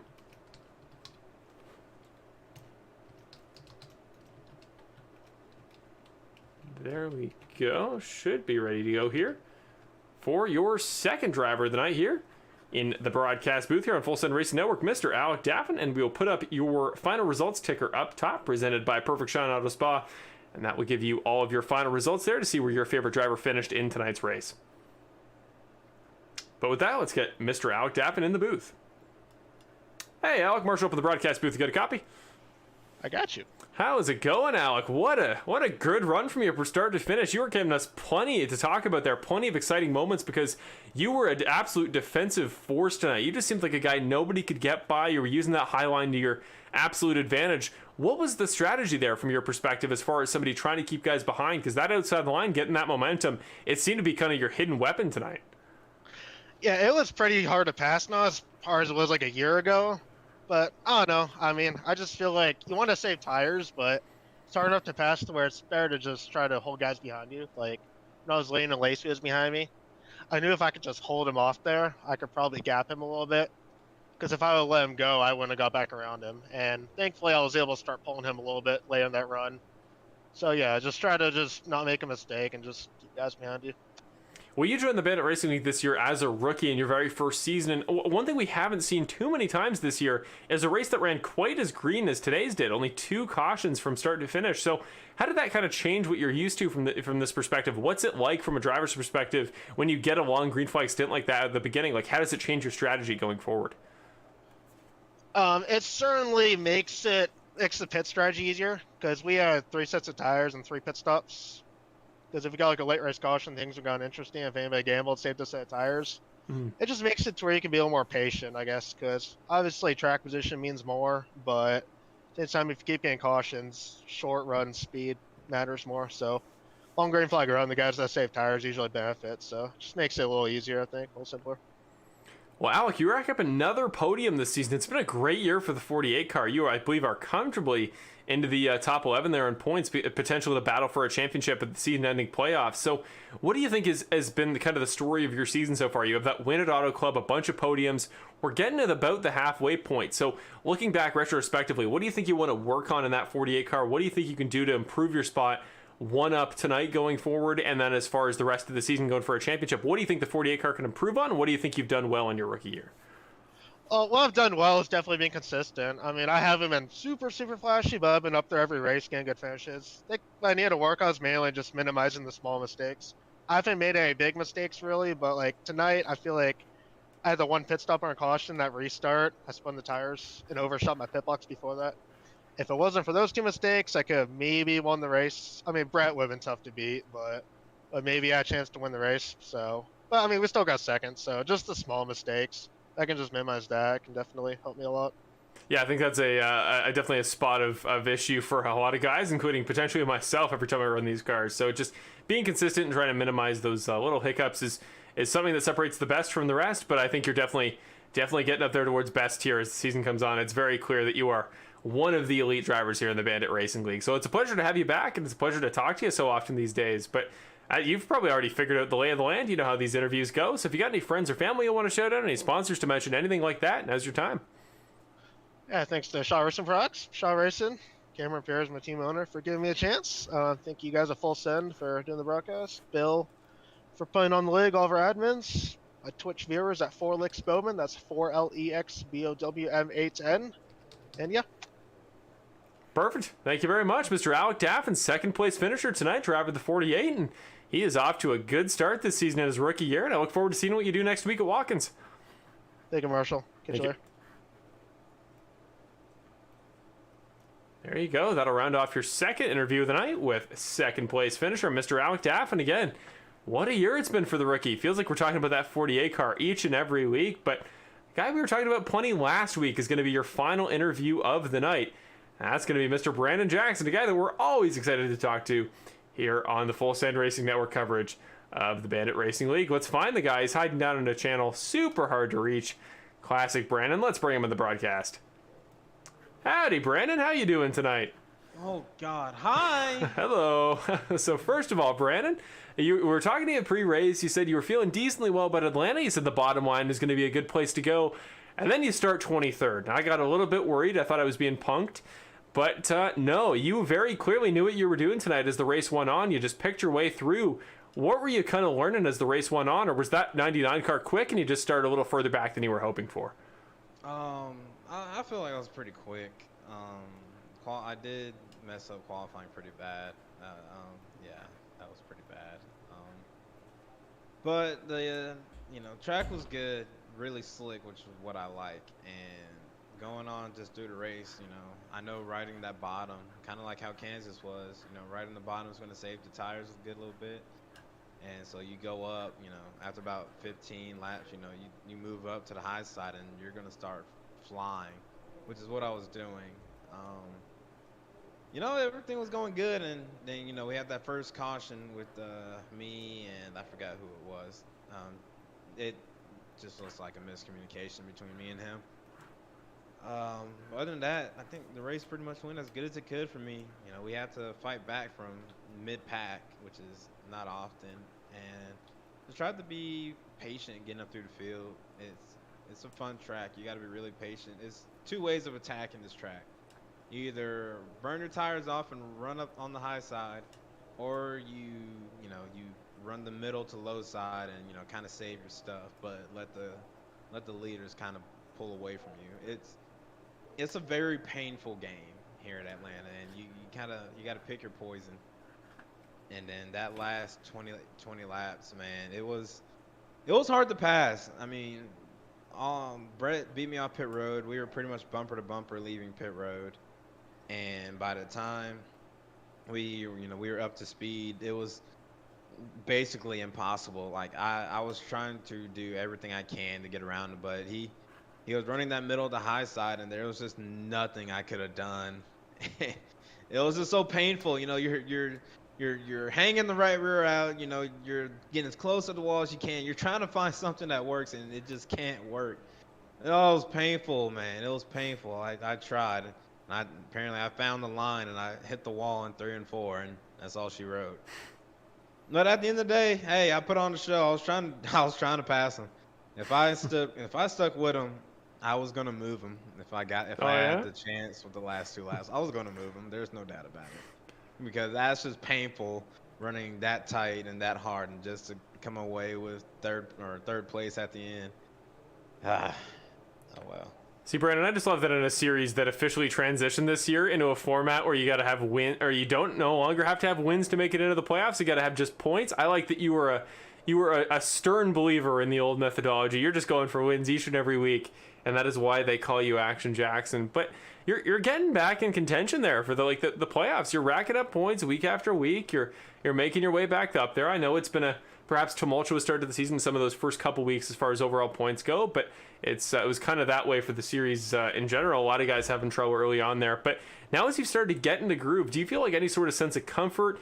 And is that comfort maybe going to be tested next week going to Watkins Glen, a road course that typically maybe not where we think of the 99 car as being particularly specialized? Watkins Glen has been one of my favorite tracks. It's gonna take a little bit of seat time here between now and then. and I probably won't get the win. Of course, we all know we got the road course ringer himself, Nick, the damn road course king, Nickerson. There's nothing none of us can do about it because he's too good, too fast, too consistent. So basically, we're all racing for second on back. Hopefully, one of us can get up there and try to challenge him. But I think I can come out with another good finish. Yeah, I mean, I'm disappointed. I really don't know what to say. Really, yeah, like what's the feeling, Brent? I feel like by the end of last season, I felt like the morale was kind of low. I definitely felt like you should have been in contention there for the championship, and the way that the final couple rounds happened, there was a lot of chaos to explain why you weren't there. But no, this year you started off, things were kind of low, but you're building back up. Is it safe to say that maybe you're having a little more fun, you're enjoying the series more week to week than you ever have? Because I kind of get that sense. Yeah, this car is great. This car is great no matter where you take it. It's just how the track races. Tonight was a great track. I love this track. I love this car. This car is great. I don't know if I said that, but you're able to move. You're not so momentum dependent on this car. It's more so you got to save tires. You got to hit the right line. You got to hit your marks. Other than, the trucks. And we all got to run the same line, and it's about who can keep the truck out of the wall, and who has the track position. That's all that car was, and it was very frustrating last season, even though I racked up a few wins. But this car is great now that we're running. It's one of the greatest cars that I believe for sure, and this car is great. Well, I'm glad you're having fun, Brandon. The message being the car is great. It was the consistent I got from that, so glad to hear it. And you got plenty more races to run said car throughout the rest of the year. But it's good to see you back, Brandon. Good to start talking to you again, and hopefully that's a trend that continues like it did in Season 8 last time we ran this car. But you know what to do, Brandon, your last interview of the night, as you've been many times in the past. So, yeah, if you got any friends and family you want to shout out, sponsors, anything like that, you know the deal. Hey, gotta just shout out the league owner, Bill. Does really good work. If you haven't already, check out Bandit Racing League's website where you can get your own personal merch of your favorite racing driver, courtesy of Bill Harkins. Also, you can get up-to-date points and stats on the current season and your drivers. Also, gotta figure out who you like and who you don't know about. So, that's about the first thing. And second thing is, man, it's the summer. It's hot, y'all. Make sure you protect your skin. Dang, I wear long sleeves, even though I'm inside of work. I work inside, and I still wear long sleeves. Protect yourself. Other than that, hey, 99 car started 23rd somehow, way, shape, or form. We drove it up to second and third. So, hey, it's a good day. We'll take it with a grain of salt, though, because we couldn't fight for the win. I don't know what else I could have done different. I have to go back and watch. But after that, hell, it's time for some of y'all to go to bed, so I guess I'm going to cut this in. I will see you all next week, hopefully. Oh, Brandon, first of all, I got to get you to record the plug for the website going forward, because that was perfect. I couldn't have put it better. And secondly, as a guy who now works in landscaping, 11-hour days a week, I can definitely say that heat thing, absolutely true.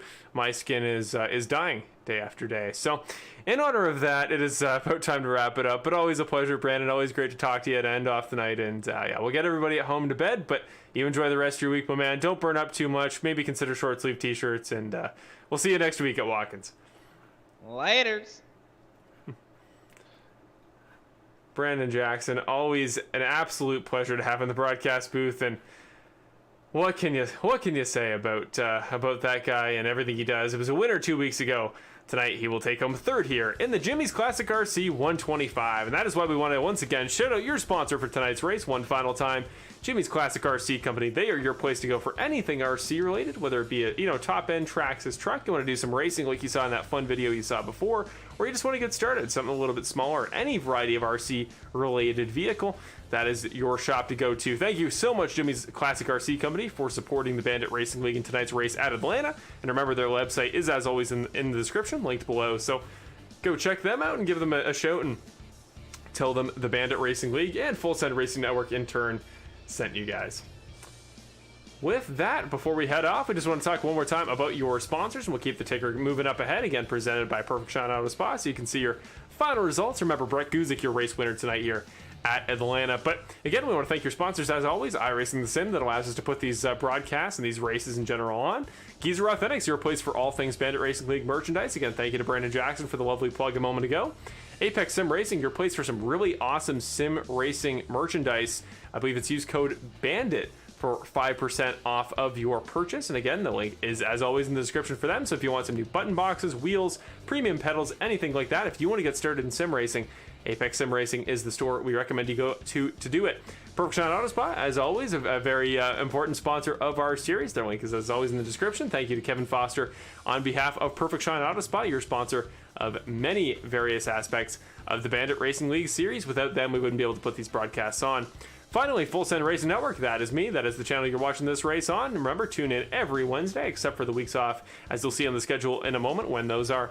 Tune in, same time, 9 p.m. Eastern, every week on Wednesday, and you'll be here for some more Bandit Racing League related action, and EvanWallMedia.com, your sponsor of anything graphically on screen that they provide, but also Evan does a great job with providing custom paints to drivers. He did Brandon Jackson's Codemaster scheme that came home third tonight, and does a variety of different graphical stuff for the series, including making my car, my number 95 car, for next week's race at Watkins. Don't forget, the plan is that I will be running in that race at Watkins Glen. I believe we should be having Evan take over the broadcast responsibilities, so making my debut in the car, I'm personally very excited, and I can't wait to get to that. But with that, folks, again, one more thank you to Jimmy's Classic RC. I want to give one more shout out and one more I don't even know what to say, but in honor of Bill Harkins and his son Nathan, who's currently in the hospital in the aftermath of a heart attack. We want to sincerely I want to sincerely give my absolute condolences, and I sincerely hope he is okay going forward, and I hope everything goes well. So